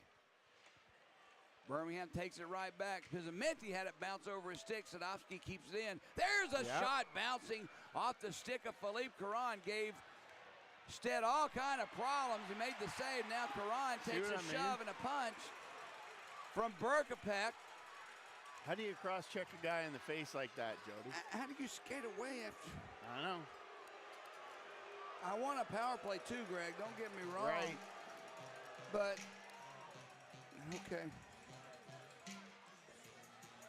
And, you know, it's one thing to lead, like, in that situation, Jody, if you want to give him a face wash with your, you know, an open glove or something like that. You have to. Right, but to me, that's even okay. But to lead with both your hands and have your stick, I mean, that's just. I think you and I are talking about two different things. Yeah. Off the draw, Evansville brings it in. Now Sadowski and Stewart go down, no call, as both went down cleanly. Now Birmingham clears his own. Kip Ledzianko ahead to Walker. Walker tries to undress Matt Clark. He gets the shot off, comes around the near boards. Now Semino takes down Pereira. They tried to set it up for Glover, who was taken down by Semino. That is the definition of interference. Now Semino is grabbing Glover, and you know what's happening, Greg. Yep. At this point, Evansville has realized Birmingham is not going to answer anything we throw at them physically, pugilistically, whatever you want to call it. And he just physically grabbed Drake Glover in front of both linesmen and the ref, turned him around, and nothing was done. Is that not minimally a 2-minute minor for unsportsmanlike conduct, At the Jody? very least. At the very least, but I'm more concerned about nobody saying I've had enough. Well, it could be a strategy, Jody. Like I really am starting to think that's. I hope so. Wow. All right, off the draw, Birmingham has it. Scahill. He takes the shot, knocked down by Stewart, and here comes Evansville. Stewart with the puck. Has Miller with him. Keenan Stewart through the slot. Can't get the shot off. Scahill, a nice job deflecting it. Picked up by Pereira. Banks went off the boards, but not out. Zaretsky now has it for Birmingham. Pass ahead, gets past Wood into the near far corner, played by Vanderveen. His pass deflected by Wood, who has the puck. 2 men on him, Miller being one of them. Nice move by Wood to get away. Centers went out in front. No one was expecting it. Birmingham, Scahill couldn't control it, and it escapes back into the Birmingham's end of the ice. Nice move by Wood. Now that puck sent back in the Evansville zone, played by McPhee. Gronick on him. Hobbs passes it to no one. Far boards. Birmingham will keep it in. Gagnon for Gronick, return for Jordan Gagnon, and he couldn't control it. And Birmingham has to retreat again. Played behind the Evansville net. That's McPhee. Still holding on to the puck. Zimmer and Pizzamenti on him. He'll slide it around the far boards, and Evansville skates away. Scotty Curtin with the puck. Sends a bouncer in, sticked aside by Joseph, played by Birmingham's Gagnon, off the boards for Pizzamenti, and out. Ronick and Hobbs fighting for possession of the puck. Far boards. Hobbs muscles his way in, takes the puck with him. McPhee with it. Centers a pass back for Gilmore. He tried to get it back to Hobbs. Hobbs circles near side, backhands one wide of the net. Curtin gives it up for Wernley. His pass knocked down by Gronick. Wernley behind the net. Goes all the way around far side. Curtin tried to set it up at the point. He couldn't do it. It was a weak pass. Birmingham now has it. And they'll backhand one off the glass into Evansville's end of the ice. No icing as it's played far side by Wernley. Under 10 minutes to go, second period. Birmingham 2, Evansville 1. Wernley with a nice head of steam brings it in. Sadowski takes him out. Far side is played by Laxonen. Puck comes all the way through the slot into the crease, played near side by Sadowski. In front of the Evansville bench, puck is cleared. Sinclair had it, taken away by Laxonen. And there's something on the far face-off circle over there. I don't know if it's part of a stick or not, but I don't see any other portion. But something is lying in that face-off circle. Keep an eye on that if the puck comes back into the Birmingham zone. Berkopek had the puck bounce off his stick. Avoids the hit. Back into the Bull zone. Laxonen had it, gave it up. Karan sends it far side where Tracy has it.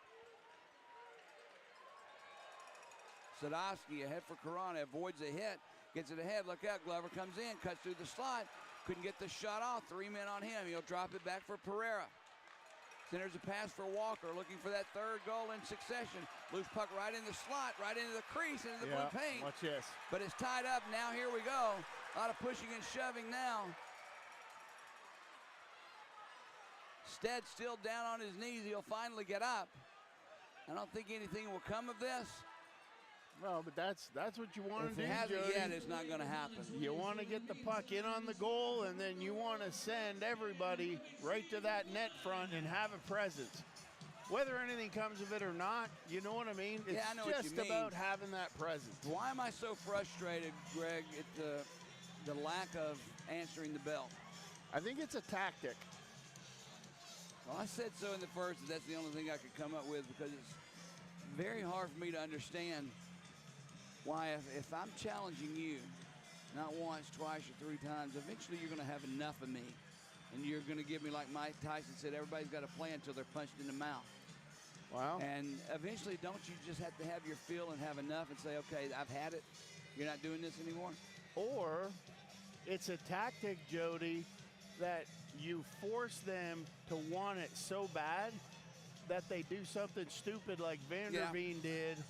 And, True. you know, granted, his penalty in the corner wasn't about doing anything involving Scahill, you know what I mean? But you definitely saw it afterwards when he took the penalty, his internal frustration. And then you also saw it with Glover at center ice.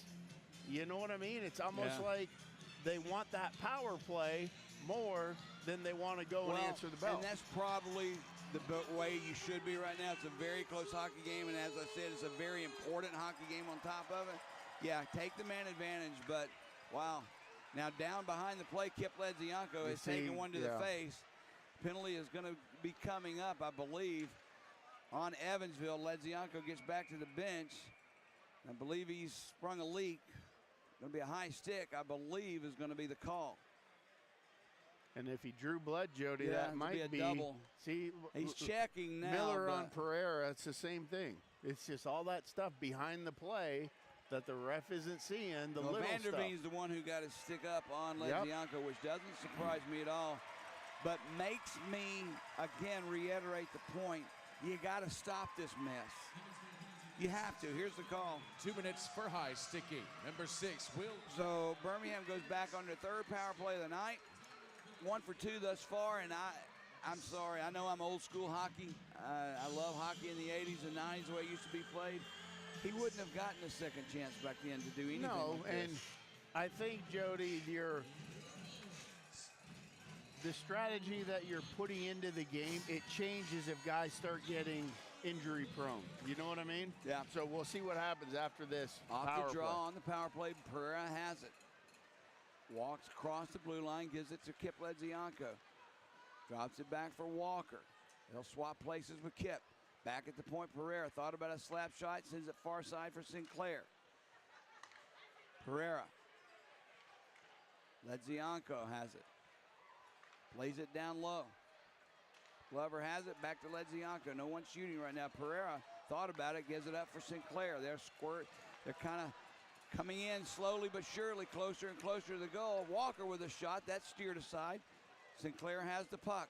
Then a minute 20 of power play time remaining. Sinclair all the way through the slot, takes the shot. Midsection save made by Stead, and we'll have a face-off to his right. Well, and good PK alteration to what Evansville's doing, Jody, because you can see with the goal by Pereira didn't get the goal, but with the initial shot by Pereira and the rebound by C.J. Walker, they've switched from a box to a diamond, putting that guy up top to be on Pereira to try and discount that shot from up top. Sinclair on the draw for Birmingham. Laxonen for Evansville.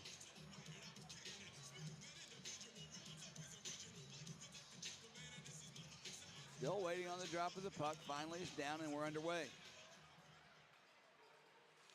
Pereira tries to keep it in. Does for the moment, but it's taken by Clark, who sends it down the ice for Evansville. A minute of power play time remaining for Birmingham as we'll get the play going. Pereira off the stick of Sinclair, intercepted by Laxonen, taken right back away by Pereira. He's looked very solid in his 2 games for Birmingham. Definitely. Sinclair with it. Sends it up for Pereira. Backhands a pass over. Drops it now back for Sinclair. Laid behind the net for Kip Ledzianko. Kip gives it up for Evansville. Is taken away, though, by Birmingham. Ledzianko has it. Pereira with it. In the slot, plays it off the stick. Back to Pereira. He finally takes a shot, deflected by Evansville into the corner. Ledzianko has it, sends one in front, still loose there. Glover is there, and the puck is clear but not out. Finally, it's taken away by Curtin, and he'll skate away. Good opportunity there by Birmingham. Just couldn't do it. A big hit by Sinclair on Curtin. There's a shot taken shorthanded, one save made by Joseph. Now all kinds of issues going on around there. That was a nice hit by Sinclair. That was a nice hit, Jody, but you know what? That was a cool hand Luke glove save by Joseph down there. I might start calling him Cujo after that save, because I'm telling you, this guy is just starting to come into his own, Jody. Well, I enjoy watching him play. I appreciate more of what he's done given the opportunity. He accepted the challenge to come here and knew that nothing was guaranteed. He's made the most of it, and that's what you appreciate the most. I believe he even drove to the Bulls were on the road, and he drove himself to the next game. Yeah, I believe it was in, I can't remember. I want to say Roanoke. Yep, or Evansville. Birmingham brings it in. Pizzaminti was there, knocked away from him, and Semino takes it away. 3-on-2 for Evansville. Semino has Berkopek cruising. Semino cuts behind the Bulls' net, still hold on to the puck. Penalty coming up on Birmingham as the stick got up on Gagnon. Now Gronick will touch it up. Whistle goes. And back on the power play goes Evansville. Second penalty of the night on Gagnon. How many is he ahead of the? It's 22 minor penalties for Jordan Gagnon this year, and it leads the league. I don't remember by how many, but he leads the league in minor penalties. Now, is that something you got to look at eventually? I would rather have somebody get 2 minutes for roughing against what Vanderveen has been doing all night than that. Does that make sense? Well, if there's one go-to no-no in hockey, Jody, it's a defensive zone sticking penalty. Well, he got the stick up on him. It wasn't intentional. He didn't mean to do it. But it happened, and you are responsible for your stick. Off the draw, the puck lies loose in this face-off circle. Ledzianko takes it and fires it down the ice. 5:40 to go here in the second period. Bulls up 2-1. Clark drops it back. Stewart has it far side looking for Curtin. Tipped into the Bull zone, and Joseph will play it himself. Hobbs keeps it in. Down low for Curtin. Scotty Curtin with the puck. Looks for a place to go, so he'll send it back to the blue line for Clark. Matt Clark with it. Top of the face-off circle. Plays it down low for Stewart. Return for Clark. Nice puck movement by Evansville. Down low, they'll play it. Curtin just at the bottom of the crease. Sends one in front for Stewart. Gets by him, and the Bulls, Ledzianko, chips it back into center ice. PK unit change for the Bulls. Gilmore skates away from Soretsky. Saw Tracy coming, so he stops and gives it up for Curtin. He gives it to Matt Clark, cuts through the slot, cross-ice pass. Save made off the stick of Gilmore, and Joseph right there on the spot. Gave up no rebound, just gobbled it up. 50 seconds to go on the power play for Evansville. Birmingham leading 2-1. And I like this look on the PK, Jody, because usually on the penalty kill, there's two things you can do. You can do a box where you have two defense on either on the post, the two high guys. Yep. You can shift the box into a diamond, or what the Bulls just did there, it's called a wedge +1. And what they do is they set up two defenders on either side of the paint, one guy between the hash marks, and then you have a chaser. And that's what they do. So they maintain that triangle down low, and then they have one guy chase and force and push that puck to the side wall. But I really like what they're doing there, making that transition and going with something a little bit different. Sooner or later, we have to give things up for Taylor Joseph, too. You and I have been singing his praises since he got here. But this kid's came in, and as I said, he's made the most of his chances, and he looks calm. Well, that's what I mean. He's got an air about him, Jody, that is just like it's the next level of hockey. Air, you know what I mean? Well, it's definitely what you need as you head into April. Yep. If we can just get there. You know, between him and Hayden Stewart, you got something that you can count on. Okay, not quite my favorite song, so let's get to playing here. There we go. Now, we'll try it again. I think you're the only one in the building, Jody, that isn't doing the bop, I think bop, that's bop. why I don't care for that at all. It's enough already. Everywhere you turn, they're playing it. Baseball, football. Off the draw, Evansville has it. Miller sends it into the near corner. Loose there, picked up by Pereira, and he fires one nicely off the boards, opposite side, down the ice, right in on Stead. Really liking Pereira, Jody. Yep. 30 seconds, 27 seconds left to go in this power play. Evansville's Berkapek gets it back for Contessa. Return for Berkapek. Look out. Almost lined up with Scahill. Now Scahill takes a stick up high off of Berkapek. Scahill starting to throw his weight around. He hit Contessa then. Scahill on the ice, playing it down low. There's a centering pass, gets past everyone all the way down the ice. And you can count, or you can at least credit Connor Scahill for that. Yep, that's a turnover that was caused by his physical play. 100%. That's what they call a cannonball effect, Jody. Now, dangerous pass right into the blue paint. McPhee wasn't expecting it, almost an own goal. He'll skate away with the puck. We're under 3:30 to go here in the second. Fired in right in on Taylor Joseph, and he stops with his stick and covers it. That was a weird play.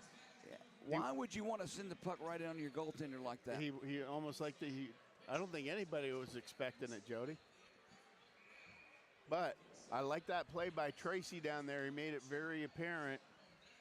He made it very apparent there on that dump in that he wanted Joseph to play that and cover it up. Yeah. Slow this game down because it's just starting to get a little bit running around there for the Bulls of their defensive zone. We'll talk about what's happening with the game plan for Evansville in a moment, next stoppage. But off the play, face off back, there's a shot by McPhee, knocked down by the Bulls defense right off the draw. Evansville had a nice scoring opportunity. Puck along the far boards played by Evansville. Sadowski takes his man out. Now loose puck picked up by Pizzamenti. Tries to clear, he can't, but Gronick does. Gets it ahead to Zimmer. Zimmer brings it in, tried to get past Wernley, cuts behind the net, loose puck. Tracy is there. He can't get it, but Gronick keeps it alive. Sadowski with a shot knocked down by Stewart, and Evansville has it. Out of the reach of Laxonen. Sadowski has it for Birmingham, gets it ahead to Karan. Philippe Karan. Taps one off the boards, trying to pass it to himself. It cuts back behind the net. He goes down. Wernley as well. Still tied up along the far boards. Kipledzianko went down. He has the puck. Nice pass back to Youngworth.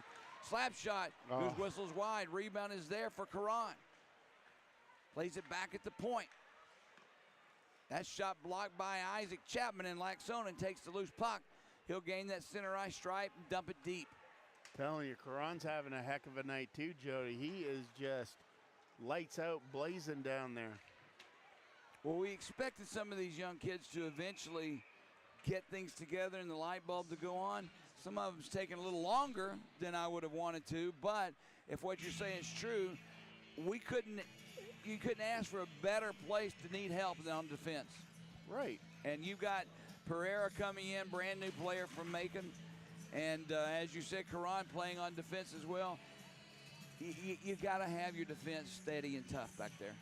Well, and Karan, he's that forward D kind of combo player, kind of a hybrid right? player. Yep.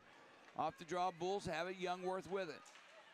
Off the stick of Soreski, gets down and played by Stead. Banks went off the boards and out. Youngworth will take it for the Bulls. Under 2 minutes to go here in the second period. Puck in the Evansville zone.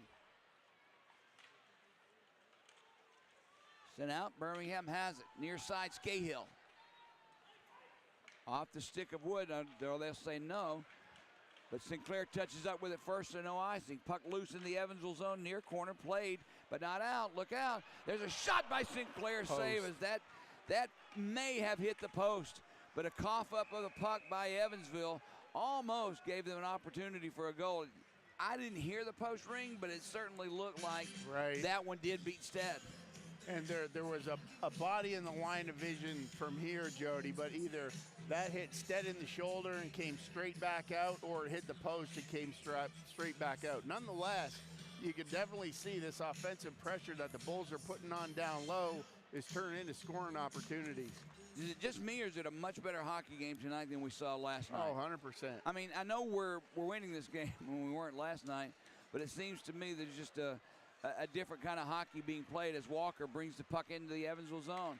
Slides it over. Pereira with a shot. His knocked down loose now as the stick has broken. It's lying on the ice. Not sure whose it is. It's actually Bergapek's stick. Yep. So Pereira with a shot. That one deflected wide. Puck comes near side. Played by Birmingham. If you got a defenseman out there with no stick, now would be a perfect time to put the pressure on. But Evansville clears, and he'll go get a brand new stick.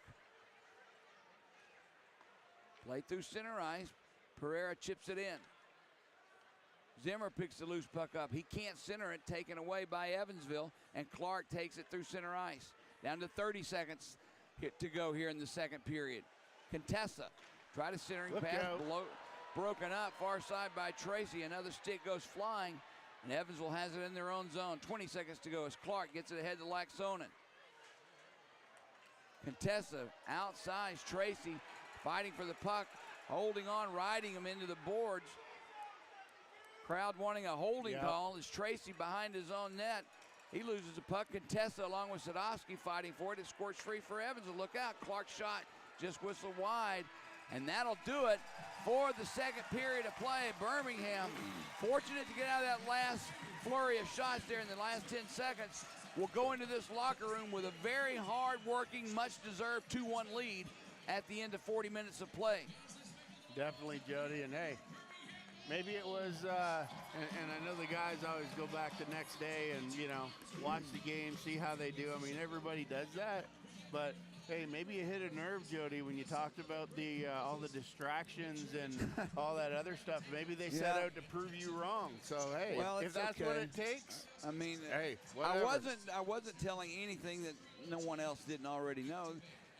It can, in life in general, Greg, you have distractions when you're at home. 'Cause there's other things going on in your life other than what your job is.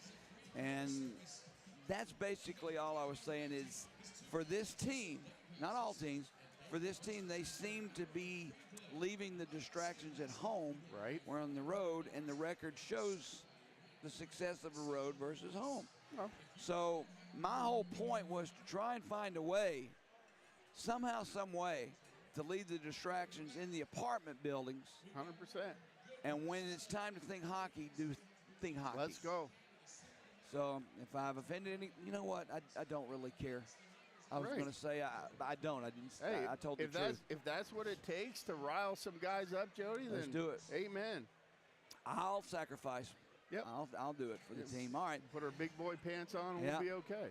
All right. That's the end of 2 periods of play. Birmingham 2, Evansville 1. We'll come back in a few minutes. We'll take a break, get a cup of water, a glass of tea or something, and we'll come back for what should be a good, exciting 20 minutes of play in the third.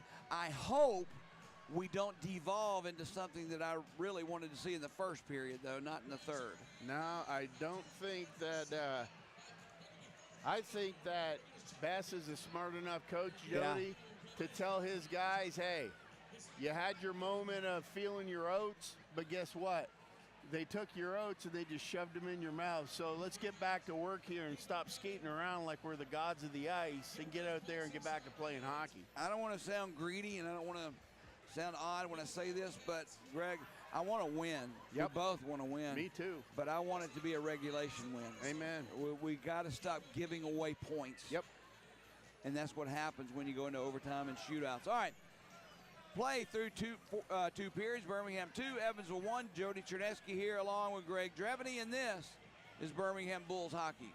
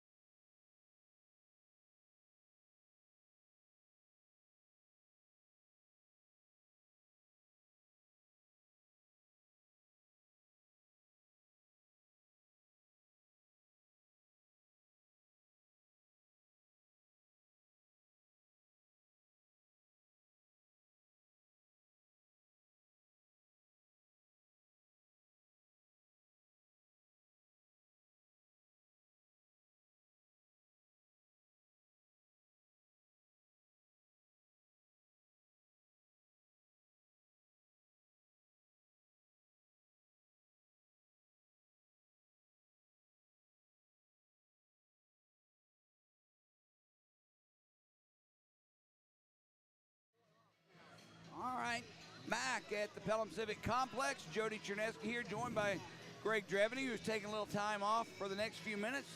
I'll be joined by former Bulls, it's hard to say that, especially for my granddaughter, former Bulls defenseman Ryan Romeo. Played here several years. How many years did you play here, Ryan? 3? 4? Just about 3. Yep. 3 years. Yeah, 3 years. You can call it 3. I remember 2 years ago when we lost in the first round. After finishing first in the regular season, we lost in the first round to Evansville. And I remember you at center ice taking a knee, and I told Greg at that point, I said, I don't think Ryan's coming back. I think he's kind of soaking in this last little bit of time wearing the uniform. Do you remember that night? Oh yeah, I mean it was tough. You finished, we finished first overall, right? And we kind of had a heartbreaking loss there in the first round. And for me, my mental time clock, my physical time clock was kind of coming to a close there. And you play the game because you love it at the end of the day. These guys out here tonight, they're not getting paid very much. They're doing it because they love the game, they love the atmosphere. They love being around the guys every day, and that was my love of it. And it just kind of felt like it was coming to a close there.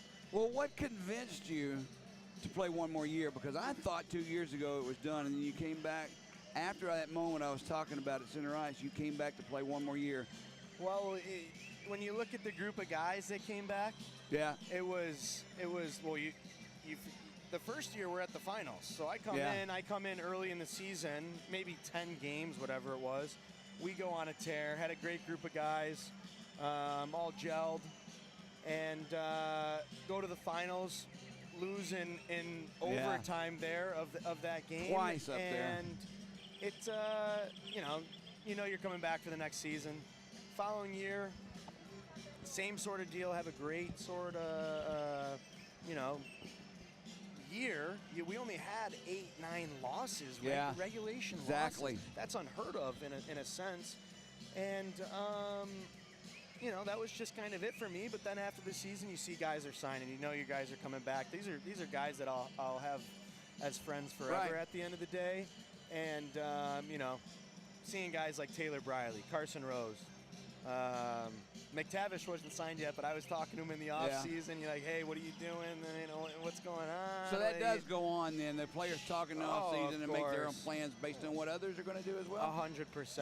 And the group of guys that were coming back, it was really kind of a no-brainer for me. I think mentally I was thinking about moving on, but on the other side of things, I was coming back at the end of the day.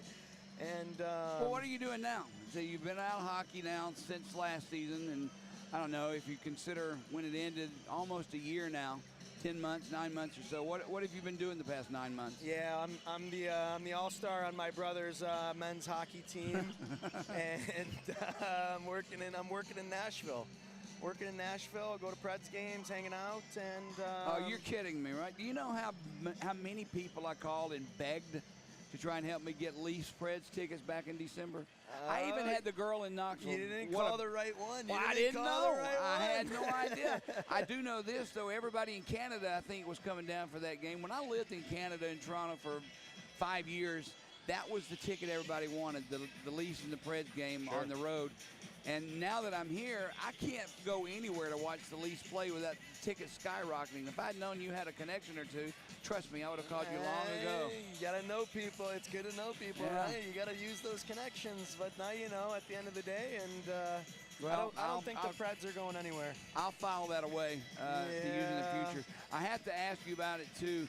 Do you know how many times since the last game of the year last season in the playoffs and tonight that my granddaughter Charlotte has asked about you?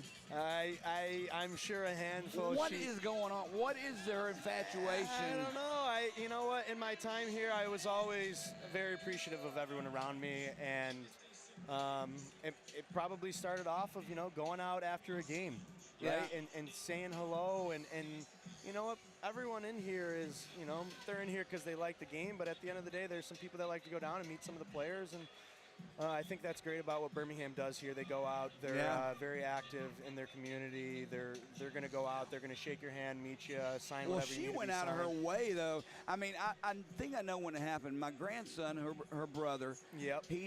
his favorite player back then was Chase Carter. Cartsy, yep. And Cartsy. of course, my grandson's name is Carter, so I could understand Easy, him. right? But for whatever reason, Charlotte looked right at me at that time. She was only 5 years old, I think. Yep. And she said, well, my favorite player is Ryan Romeo, and he's much better than Carter's Chase Carter. And it just ballooned from there. I remember you skating out during the public skate with her after a hockey game one afternoon, and you holding her skating around. She told everybody at school. I mean, it's unbelievable. Then, I don't mind saying this because I don't care anymore with my age, she had a little problem.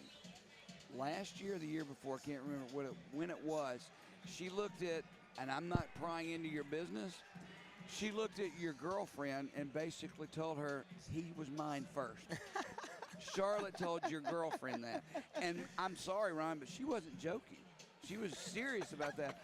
So I don't know if you heard about that later on, but it's true if you did. I think it's been a good joke. It's a good laugh, and I think honestly that's why I haven't been back here since. But it's a special place for you guys. It's a great place. It's very nostalgic. Just even driving through, it's a straight shot down from Nashville.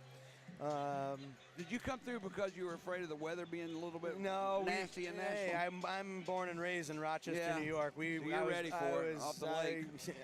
It's in my blood at the end of the day. That doesn't scare me. We just got the ice over in Nashville, and it glazed us over. Luckily, I had my hockey skates, so skate right to work at the end of the day, right? But it's different kind of cold here though than it is in Canada. It's just different being down here. Are you ever going back? Or are you here for good? It's a second home for me. I'm done. I'm on to bigger. I don't want to say better because this is I think we joke around, but this is the best job we ever had at the end of the day. And as you get older, you know it will be. I promise you. The more you age, the more you realize, man, I didn't make any money, but God, we had so much fun. It's the connections. It's the friendships that were generated, and I think that's kind of why we had such a great success. We came up short a couple times. But we didn't leave anything on the ice. You left everything out there, and that's what I'll always remember. But it's the result isn't always because of that the effort was put in. It didn't deserve that result at the end of the day, and that's just the way hockey is, and that's why it's such a great sport, because at the end of the day, you can have 50 shots on goal and still not win the game when the other team has 10, and they might still win. It doesn't mean that they were necessarily the better team at the end of the day. They just had to capitalize on their chances, and that's why the game is so great at the end of the day, right? It's anyone's day. It's any given Sunday, It's field football, any given Sunday, so... I've always said and always will, the hardest trophy to win in any sport in any world, if you ask me, is the Stanley Cup. I don't know what it is about hockey, but you weather that marathon of physical hell, and all of a sudden you look up and you've won this thing. It's got to be the most incredible feeling in the world. I'm a Leaf fan. I'll never know that feeling. You know what? You think about it, though, and it's a true team game, right? You look at, and it's nothing against the other major sports, but being a hockey player, I realize there's 20, 22 guys that you're dressing up with, more in practice, right? Yeah. NBA's only got so much. Yep. Football, you only play one game in the postseason. But you literally go to battle when you're wearing a hockey uniform every night. Every time you go into a court, there's a war going on. There's no other sport you're taking a bullet to the face, getting up, throwing a couple stitches in, and getting back out there the next shift. And that's why these guys, they're as tough as they come at the end of the day. And, the sport continues to be great, and it continues to grow. As you see with the women's game. It's continually growing. These ladies are out there throwing bodies. But you're seeing more and more players from the South, too, all of a sudden playing. From all over. So it's a great thing, and it all started long ago when Wayne Gretzky went to L.A., and it just kind of grew from there to Florida and then Tampa. But either way, listen, Ryan, we got to go. We got a third period coming up. It's great to see you again. But don't you be a stranger, because I'm telling you, if you give me the opportunity to go see a Preds game play against the Habs or the Leafs, I'm going. so get ready for a phone call from me. Absolutely. Hey, I appreciate it. And Make sure you say goodbye to my granddaughter I'll be before around you go. the rest of the game. I told her I'd come and catch her after because Okay. we were reaching over seats and trying to yell over some people Yeah. talking and stuff. Okay. But I'll be around the rest of the Well, Ryan, I night appreciate here. you coming by and having a chat with us. Yeah, I appreciate it. Okay, you take care. We'll talk after the game. If not, sometime after that. How's that? Alrighty, go Bulls. Okay, Go Bulls, thank right? you, man. Appreciate it. Go Bulls. All right, that was Ryan Romeo, former defenseman of the Birmingham Bulls, stopping by and chatting with my family, as well as Greg Drevity and myself. Good to see him. That was a different time back then when Romeo was playing and we were in Roanoke and losing 2 overtime games, heartbreaking games. I remember one.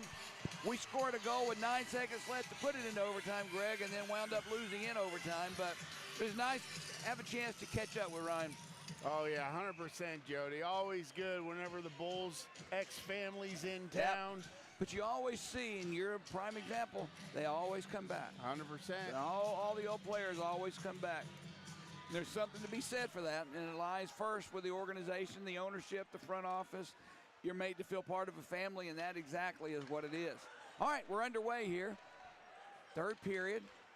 Puck in the Birmingham zone. It squirts past Semino around the near side. Stewart is there to try to keep it alive. He can't. Birmingham clears it to center ice. Pereira pokes it past Clark, but couldn't get it in deep. Clark will backhand one back into the Bull zone. Youngworth with the puck. Off the stick of Glover. Side of the net, it's played. Near side, Thiessen with the puck. He gets it up to Clark. Clark, far side, along with Curtin. Curtin comes out with the puck and gets it to center ice. Slow start of this third period of play. I don't think anyone wants to make a mistake. Right. But you'll see it pick up eventually for sure as Birmingham sends the puck right in. This one's going to be on Stead. He has to play it. Thiessen with the puck. He fanned on the pass. Kip Ledzianko was all over him, so he'll step back behind his own net and start it there.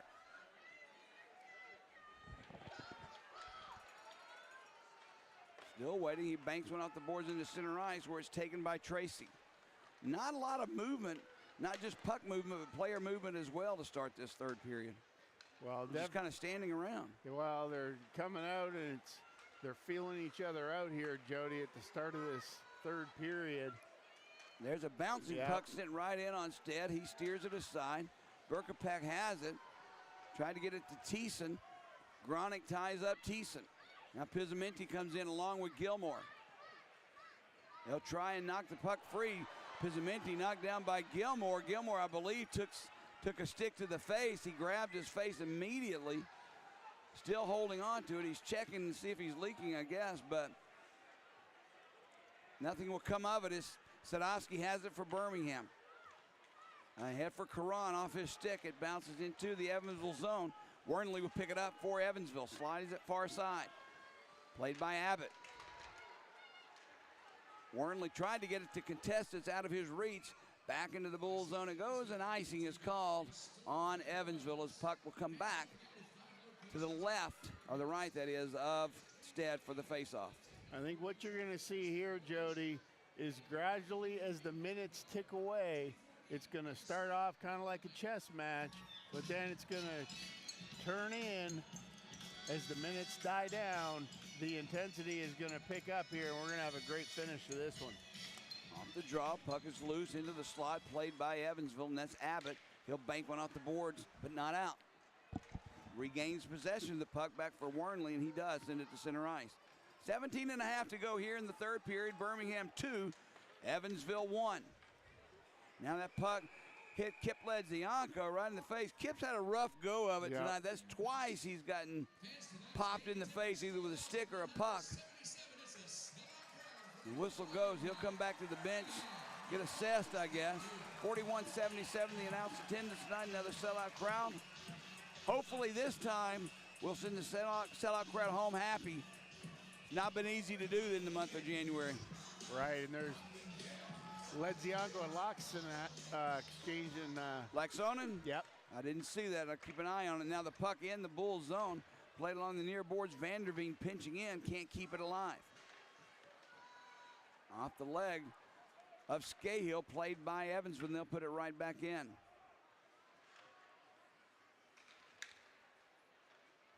Vanderveen takes a shot, stick save made by Joseph.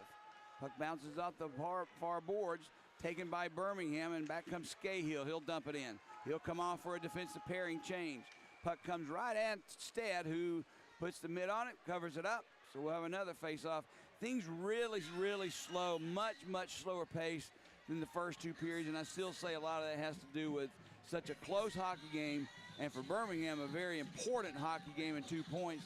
Just want to make sure they don't goof it up and give the puck away when they shouldn't. Well, and sometimes, Jody, if you're Evansville in this situation, you don't want to get too hyped up. You know what I mean? And you want to bring it down a little bit and maintain your composure some. And so far, that's what we've seen. They're back to playing hockey here in the third period.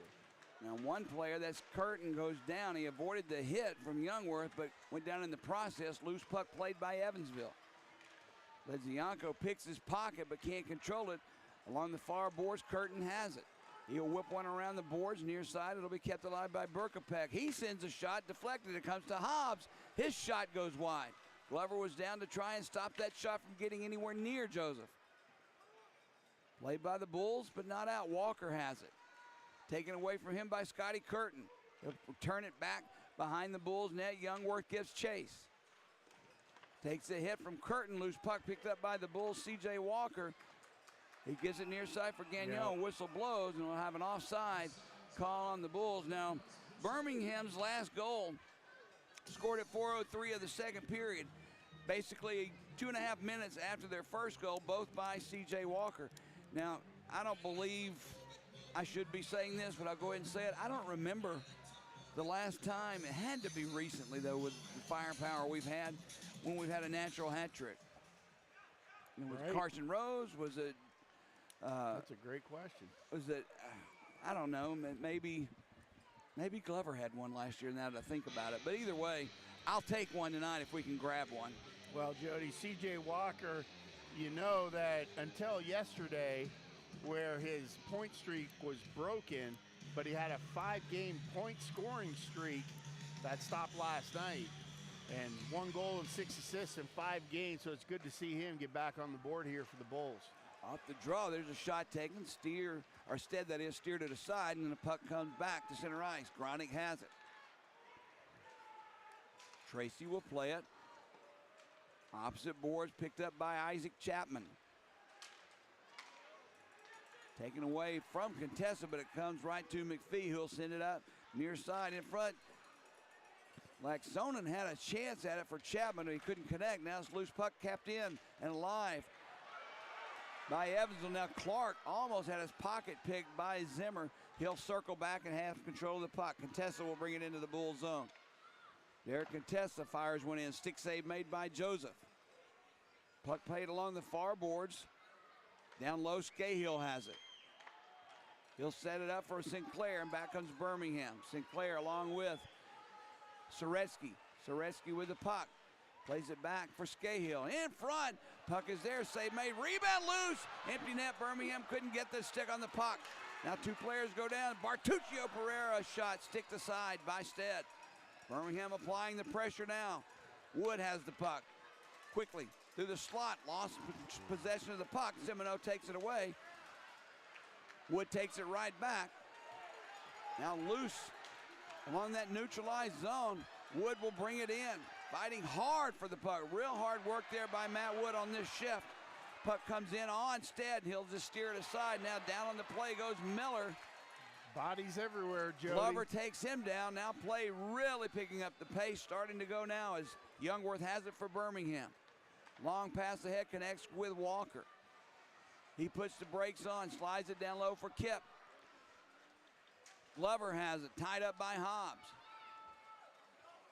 Ledzianko back at the point for Gagnon. Slides one behind the net for Glover. In front, Walker takes a shot off the stick of Berkopek and never made it through to Stead.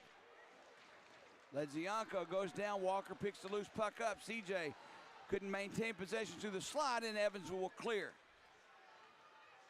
Tyson Gilmore can't get past Gagnon. Coming in to help, though, is Scott Curtin along with C.J. Walker. Now Hobbs behind the Bulls goal line for Curtin. Gagnon ties him up. Puck comes free along near side. Walker has it. Slowly skates through center ice. He gains that center ice stripe. Gilmore takes it away though. Tyson Gilmore, far side. Here comes Wernley with the puck. Gronick, a nice job tying him up. Taken away by Cole Youngworth. He'll stop right behind his net, set it up far side. Here comes Birmingham. It gets past everyone to Zimmer. He has Pizzaminti with him. Zimmer with a shot save made. Rebound loose. Covered up by Stead. Now he played it, but the whistle had already blown. Got Curtin giving a little shove and a love tap there by Pizzaminti. Nothing will come of it. That was a 2-on-1 that developed real quickly for Birmingham. We just couldn't convert, Greg. Yeah, you saw exactly what we talked about in the second period, Jody, with the Bulls offense stretching that neutral zone, getting out to the far blue line, and it turned into a glorious opportunity for there with Zimmer coming in on a 2-on-1. And, you know, one of those ones as a goaltender, you're looking for the pass, Jody, but you got to play the shot. Instead did that right there. Zimmer came in, faked the look across, came with the shot. Instead was there to answer the bell. 12:48 to go here in the third period. I get the feeling this is not the score that is going to end the hockey game. I get the feeling we're going to see a little more goals than this. 2-1 right now in a tight checking hockey game. But you know somebody somewhere is going to make a mistake, which is exactly what they're trying not to do right now. It's like squeezing something too hard. You squeeze it and squeeze it and squeeze it before you know it, it pops out of your hand. Yep. Well, remember, Jody, the magic number for Evansville is 3. Yeah, right? You're right. So we're 1 goal away from 3. So let's go ahead and get it now and wrap this one up. They don't lose when they give up less than 3, 2 or 3 or less, but anything more than that, forget it. Off the draw, Evansville has it. Isaac Chapman, he's checked on the play by Pizzaminti, pops the puck up. Zimmer takes it. Clark on him. Loose puck in that face-off circle. Gronick had a shot at it, but it squirts free for Evansville, and here comes Chapman. For Abbott, save made by Joseph.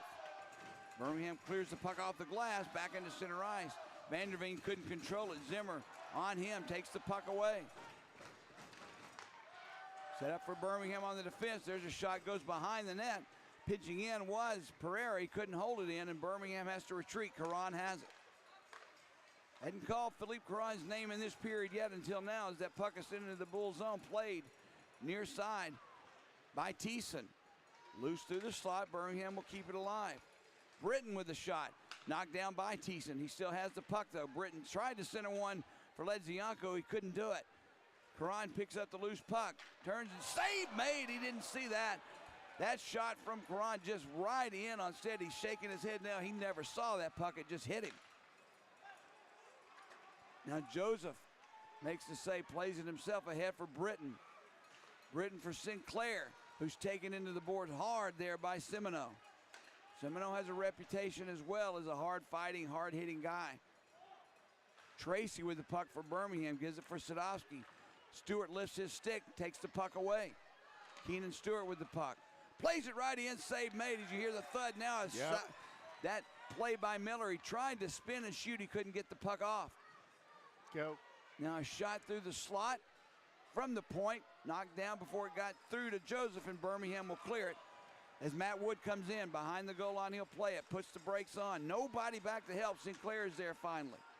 McGregor Sinclair lost possession of the puck. Wernley has it.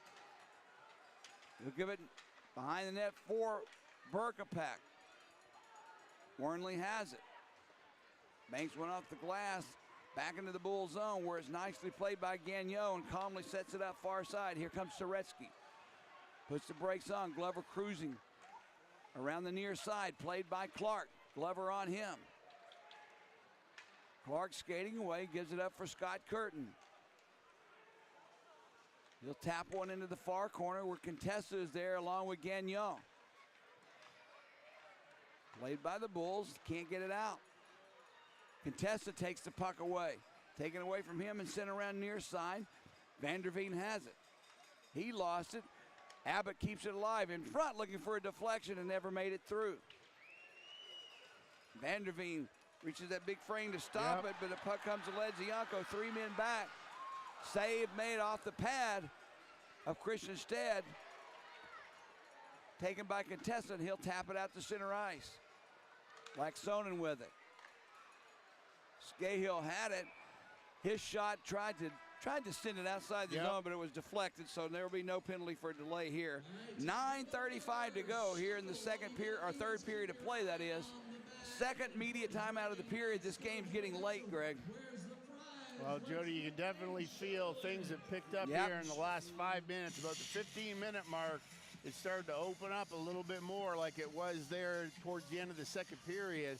So, bodies flying everywhere, and the Bulls are on the giving end more than they are on the receiving end. So that's good to see. They're finishing their checks. They're being aggressive in the offensive zone and even in the defensive zone.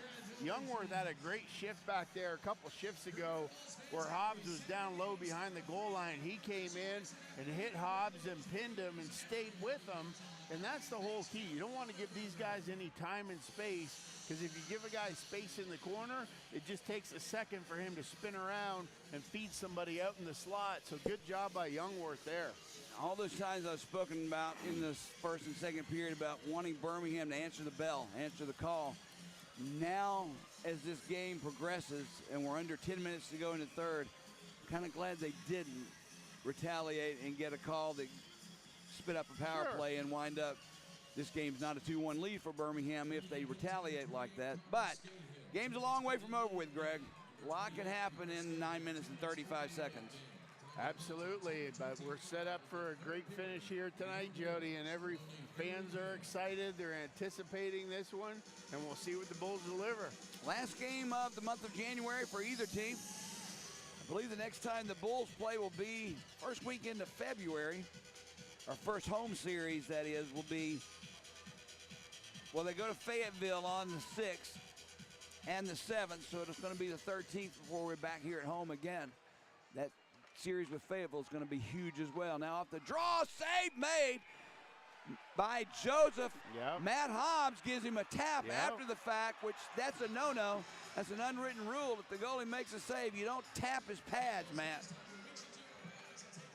Now, I know what Greg Dreveny would have done. Had somebody tapped his pads after he squeezed them shut, you would have gotten a stick over somebody's head. Yeah, I know, but I probably would have taken a penalty here, Jody, and we don't need that for the Bulls right now. So, but you can't let him do it, Greg. I know, but it's not Joseph's job. He needs to just stop the puck like he's doing. Doing a great job of that off the draw. Birmingham has it. Gagnon just sends it down the ice, picked up by Clark. Minute 45 of power play time remaining. As Scahill's off the board, I didn't even see the call being made, Greg. Gagnon with it, slaps one around near side. Hobbs has it. We'll check the penalty call in a moment. I guess when we were talking, they made the call. I didn't see anything. There's a centering pass out in front. Gilmore was there. He couldn't get the stick on the puck. He'll hold possession with the puck along the far boards. Down low, connects, in front. Curtin is there, save made, rebound cleared by Birmingham. Cool hand Luke in net, Jody. Joseph did his, you make the save. Now here we go behind the play, a little collision going on. That was Scotty Curtin. He's going off the ice. That may kill the power play, or Stewart that is. That may kill the power play for good, at least on this time. I have to claim ignorance. I did not see what Scahill did, and I was watching the puck. I didn't see what Keenan Stewart just did, but he didn't argue. He's off the box. He's off to the penalty box. Well, no, with Scahill, what it must have been, Jody, is when he was over on that far side and he went to clear the puck. Remember, the puck went up over the glass. They called it delay. They gave him a delay of game for that. So, well, I knew I didn't see anything. They just gave Keenan Stewart a slashing penalty. So we'll be 4-on-4 hockey unless something else is called for 1 minute and 9 seconds, which is what the time remaining on Scahill's penalty is.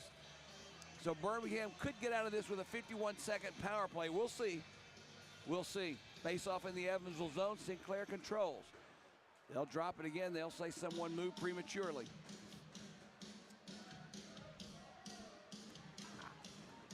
My grandson just gave me a fist pump and it hurt.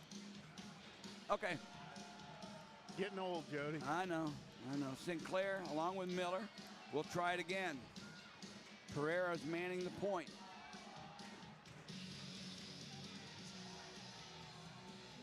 .8:42 to go here in the third. Finally, the puck is dropped. Birmingham controls but loses possession. Abbott had it, lost it, Kipledzianko with it. He tried to connect for McGregor Sinclair, but it was deflected away. Birmingham will retreat in their own zone and set the play again. 4-on-4 hockey, remember. A lot of open ice for the Birmingham Bulls.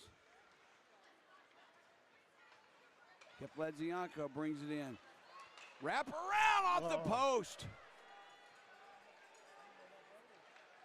Evansville picks the loose puck up, and they'll drop it back on defense for McPhee. That's just a game of inches right there, Jody, because Ledzianko almost had that. What a play. Now Evansville in their own zone. Clark will circle back. He gives it for McPhee. McPhee ahead for Laxonen. He puts the brakes on for Clark, and it bounces off the boards over the blue line, so Evansville will have to vacate the Birmingham zone. 10 seconds to go in the penalty to Connor Scahill. Birmingham content just to let that wind down with 4 seconds now remaining on the penalty to Scahill, covered up in the crease by Taylor Joseph. And I can't say enough about Taylor Joseph, Greg. I mean, he's done everything you've asked him to at the times you asked him to do it. He's came in relief of Hayden Stewart and shut the door, giving up no goals. He's came in when Stewart was in a fight with Christian Stead. Last game they played in Evansville, shut the door down. He's came in here and answered the call as well. That lone goal he gave up tonight, I still don't understand exactly what happened, but I do know that he wasn't happy about it, whatever it was. Well, Jody, it's one of those things where I'm glad the Bulls are finally on the receiving end of somebody not working out somewhere else, and they come here and they do well. You know what I mean? Yeah. Usually it's the other way around. Exactly. I'm glad it's Joseph, and I'm glad it's now. And I'll say it again, Pereira has played exceedingly well. And this was making a team that just wanted to get rid of him. I mean, what do they want? Paul Coffey? They have him coming in. Anyway, off the draw, Evansville has it. Birmingham now on the power play as Scahill's out of the penalty box and is played by Youngworth behind his own net. He'll leave it for Pereira, who starts to skate away. Tapped into the zone by Sinclair, but wasn't strong enough, and Evansville easily clears back into the Bulls into the ice. Pereira starts skating away. I hope he brings it in. He does. Tries to get through the defense.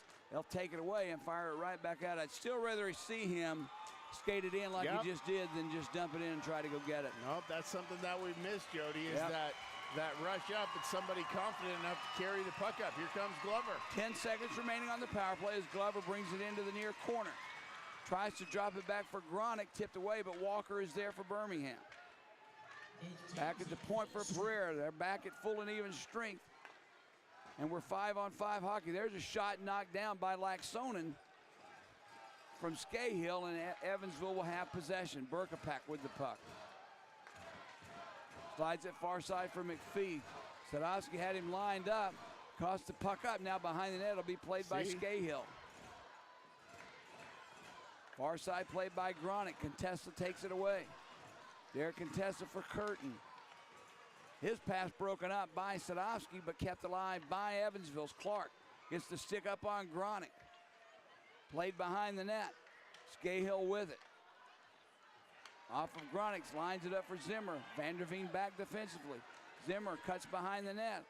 Centers it out in front, no one there. Curtin takes it for Evansville, and he'll slide it behind his own net. Scotty Curtin with the puck. Bounced off the linesman's skate. He couldn't really possess it, so he'll fire it in.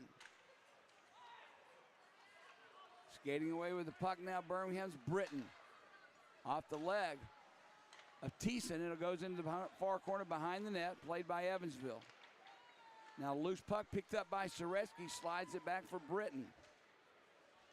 He's ridden off the play, loose along the near side. Karan comes in, he can't get it. Thiessen now, he'll fire it, and that was deflected out of play. So we'll have a face-off with 5:16 to go here in the third period of play. Greg, this is when you keep an eye, start keeping an eye on Christian Stead. It's way too early for him to be pulled yet, Sure. but you start thinking about it.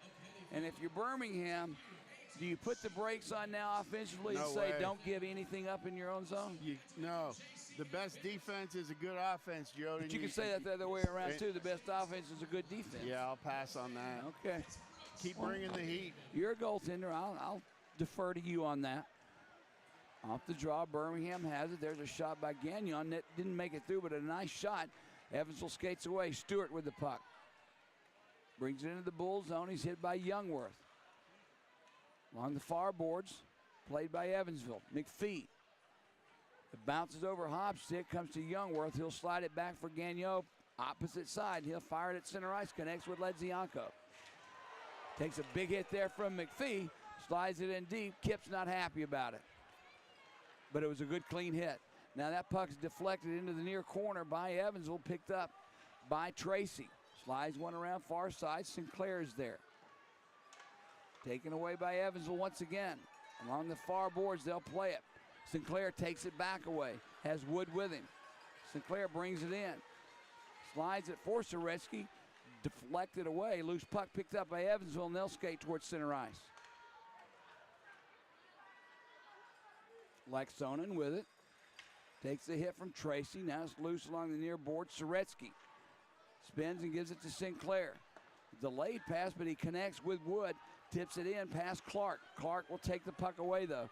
Matt Clark playing a much better brand of hockey than when he did in Birmingham, Greg. Oh, 100%. You can tell by It's the just minutes. maturity. Yeah. The minutes the guy's logging is crazy. Him and Curtin for Evansville has been nuts. Gilmore just spins and fires a shot. It's blocked down by the Bulls, and it comes to Berkapak. Loose center ice connects. Here comes Scotty Curtin. He sends it in. Curtin goes down on a nice hit. Far side by Gronick. Zimmer. He lost possession. Berkapak has it. Curtin loses it. Taken away by Gronick, who'll just dump it in. 3 minutes, 15 seconds to go here in the third. Yeah, Things are about to change a now little bit. keep your eyes open, Jody. 3 minutes. Here we go. Contessa will bring it in. Tried to set it up for Curtin. Deflects away right to Gilmore. His shot knocked down by the Bulls' defense in front. Tied up along the far board. Scotty Curtin has it. For Wernley. Wernley in the slot. Takes the shot. Save made. Rebound loose. Picked up by the Bulls. Can we clear it? And we do through center ice. Off the glove of McPhee. It's a big clear there, Jody. Fighting for the puck in front of the Bulls bench. A lot of stick holding going on as the horn goes. 2:38 to go here in the third period of play. We'll have our last media timeout of this hockey game. So you're the head coach, Jeff Bess. You got 2.5 to go here in the third period of play. You're down by 1. You really haven't gotten anything generated offensively in a while. At what point do you say, okay, I'm throwing the kitchen sink and I want 4 forecheckers going in after it, and then we're going to pull our goalie? Well, that's right. You send in the 4 forecheckers. You don't pull your goalie because possession is a key thing, Jody. You want to make sure once you establish possession in the zone, if you can get it clean and set it up like a bad power play and just hold it on the perimeter, let the goalie get to the bench, and then send your 6-man in and send them right up the gut to the net.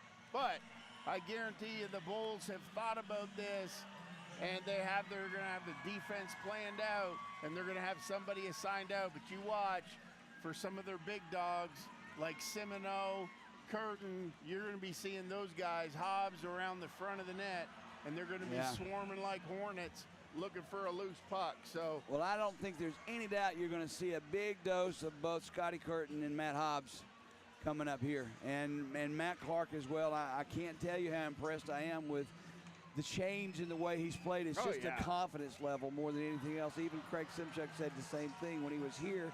He just lacked that element of confidence that elevates your game. He was young too, Jody. Yeah, you got to give these kids time to develop. That's it.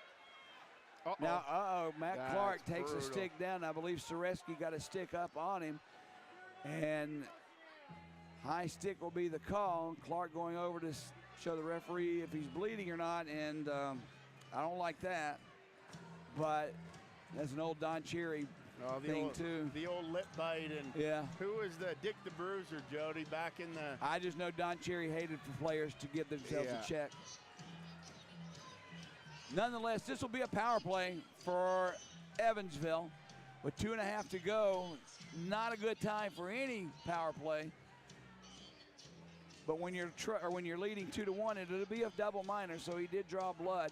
This will go into overtime if Evansville manages to tie this game. But Soreski goes off for high sticking, so an extra power play or two, depending on what happens for Evansville.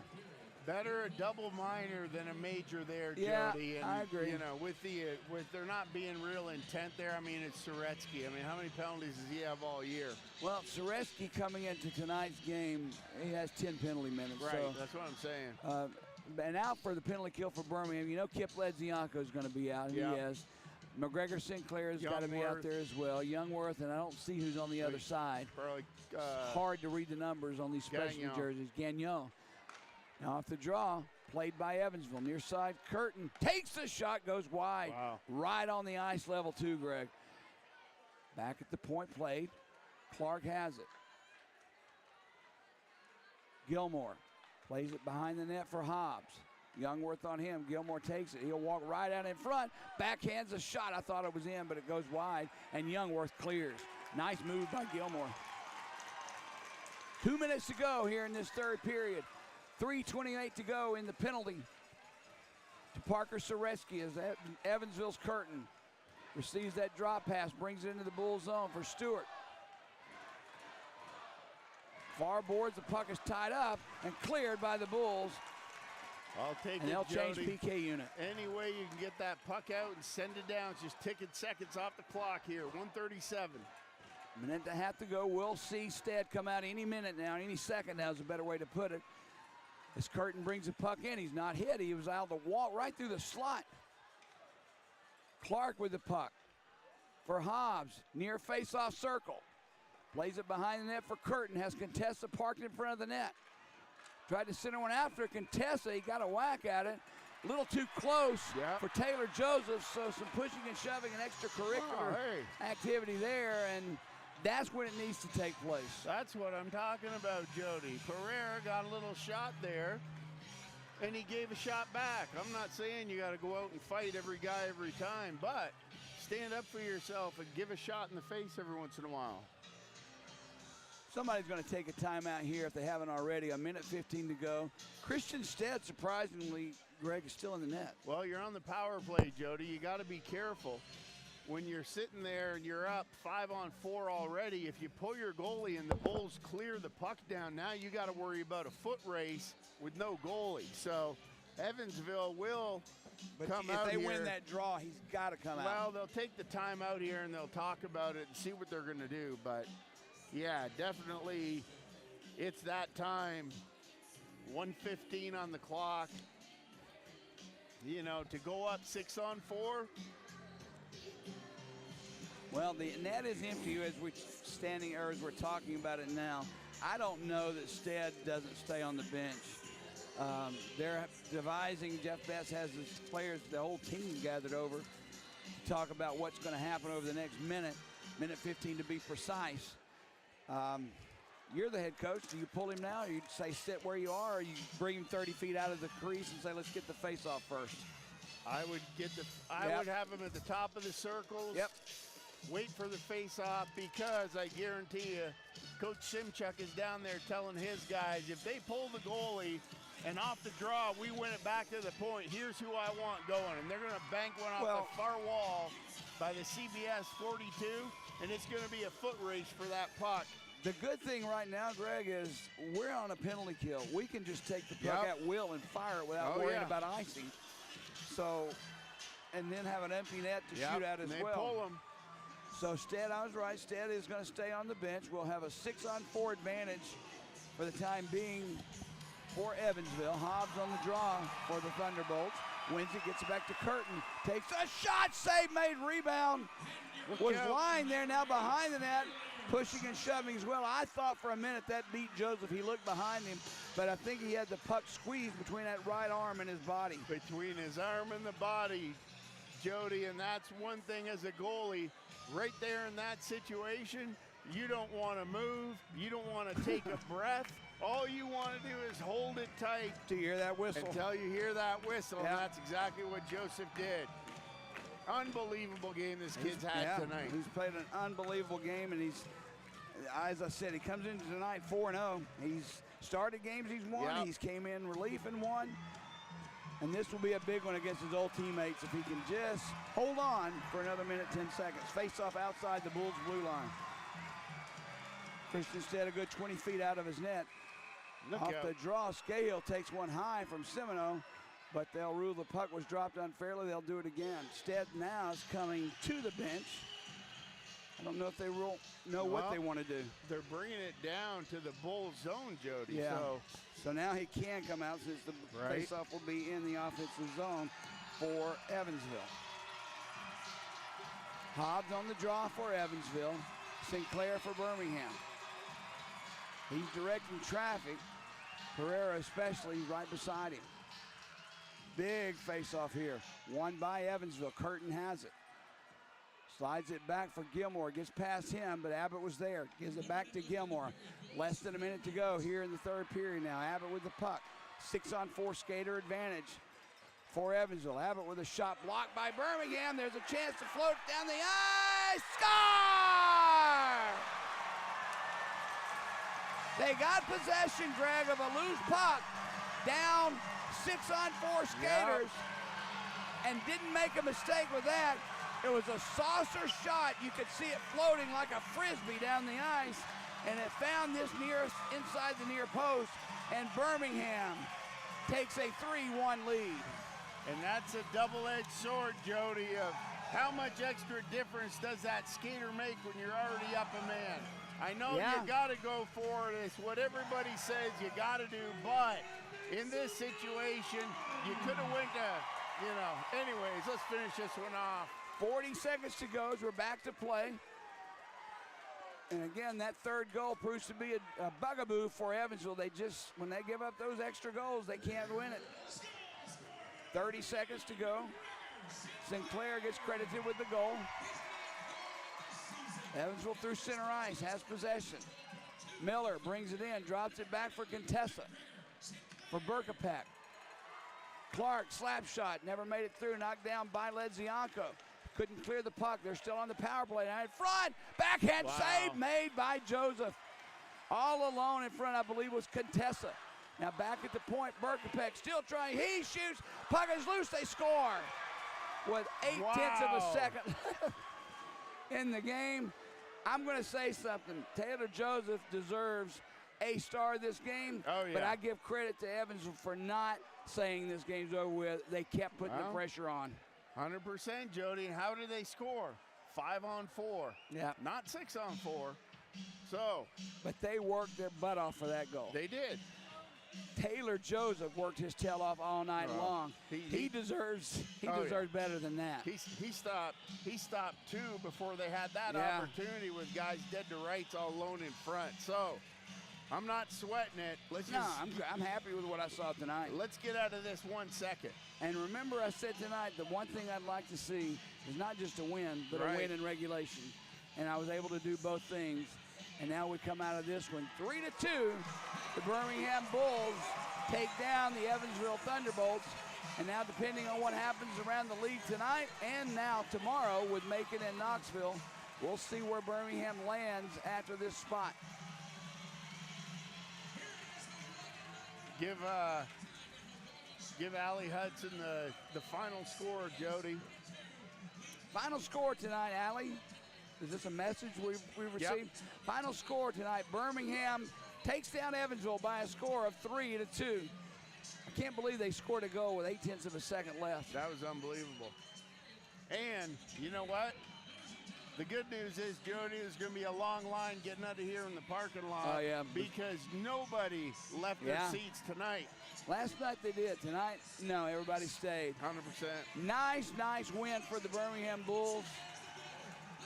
A nice effort from Evansville. I'm surprised, Greg, that we didn't see any fisticuffs tonight. I thought after what I saw in pregame warm-ups that it would happen within a minute. Well, Evansville tried, Jody. I think that was their MO off the top. Yeah, they tried to goad us into a penalty or two, but you know it didn't work. I think that sometimes a non-tactic is a tactic, and I really want to believe after what I saw at a Glover and what I saw Scahill doing, I think tonight was a red light. You know, Okay, well, Greg, after last night and tonight, two totally different feelings. What's your feeling on the Birmingham Bulls moving forward? We're down to 20 games left in this season. well, it's Dr. Jekyll and Mr. Hyde, Jody. Who are you going to bring? If Dr. Jekyll shows up every night, you know what? We're going to be sitting in good shape after the next 22 games. And, you know, I think last night it was just, you know, Mr. Hyde showed up and, you know, nobody even wanted to finish out that game, Jody. Like, just, you can't do that. It's too critical right now. The race is too tight. And I think that it takes something like this for the Bulls to get that feeling and get their confidence back. You know what I mean? Yeah. I hate it, though, for Taylor Joseph. I'm pulling for this kid. I really wanted to, at the very least, get him get out of here with just giving up one goal. But Hey. he's earned his spot on this team as far as I'm concerned. And there's going to be some decisions that have to be made when some of these players come back, Greg, from the coast or come off the injured list. But I don't want anybody to forget what some of these players have done for Birmingham in the meantime. And that's it, Jody. And for Cujo, I wouldn't be worried about that one. I'd be worried if I was somewhere else and I was looking back and seeing how this kid is playing, and I'd be wondering, What does that mean to me? what does that mean for me? Because you're not going to come down here right now and bump Joseph out of the net. I don't think there's any way. If that happened, there'd be a revolt. Right. He's earned the paint, and you know what? And the respect of everybody on this team. That's what I'm saying. But sometimes, Jody, just the different goaltender in net, and Joseph right now is hot, and the guys, you know, when he plays, they win. You know, whether he's coming in halfway through a game, whether he starts the game, whether he does whatever, and, you know, that just pumps your team up a little bit. It just seems like he delivers something to this team. Well, Not that Musatelli hasn't or didn't, but it seems like he delivers something to this team that wasn't there right. before he arrived, if that makes sense. Yep. And there he is. He got He got a second star of the game, Yep. and I probably would have given him the first star anyway. I know it's going to Amen. go to C.J. Walker, Well, but yeah. and he deserves it too. But that's okay. Yep. Excellent team effort tonight. Good team win for the Bulls. They did what they needed to do. Now we move on. Now we get out of this series, and we have to go to Fayetteville next. So, and that's going to be huge, huge series. Huge series. All right. For Greg Drevany, I'm Jody Chernesky. Final score from the Pelham Civic Complex: Birmingham 3, Evansville 2. Thanks for joining.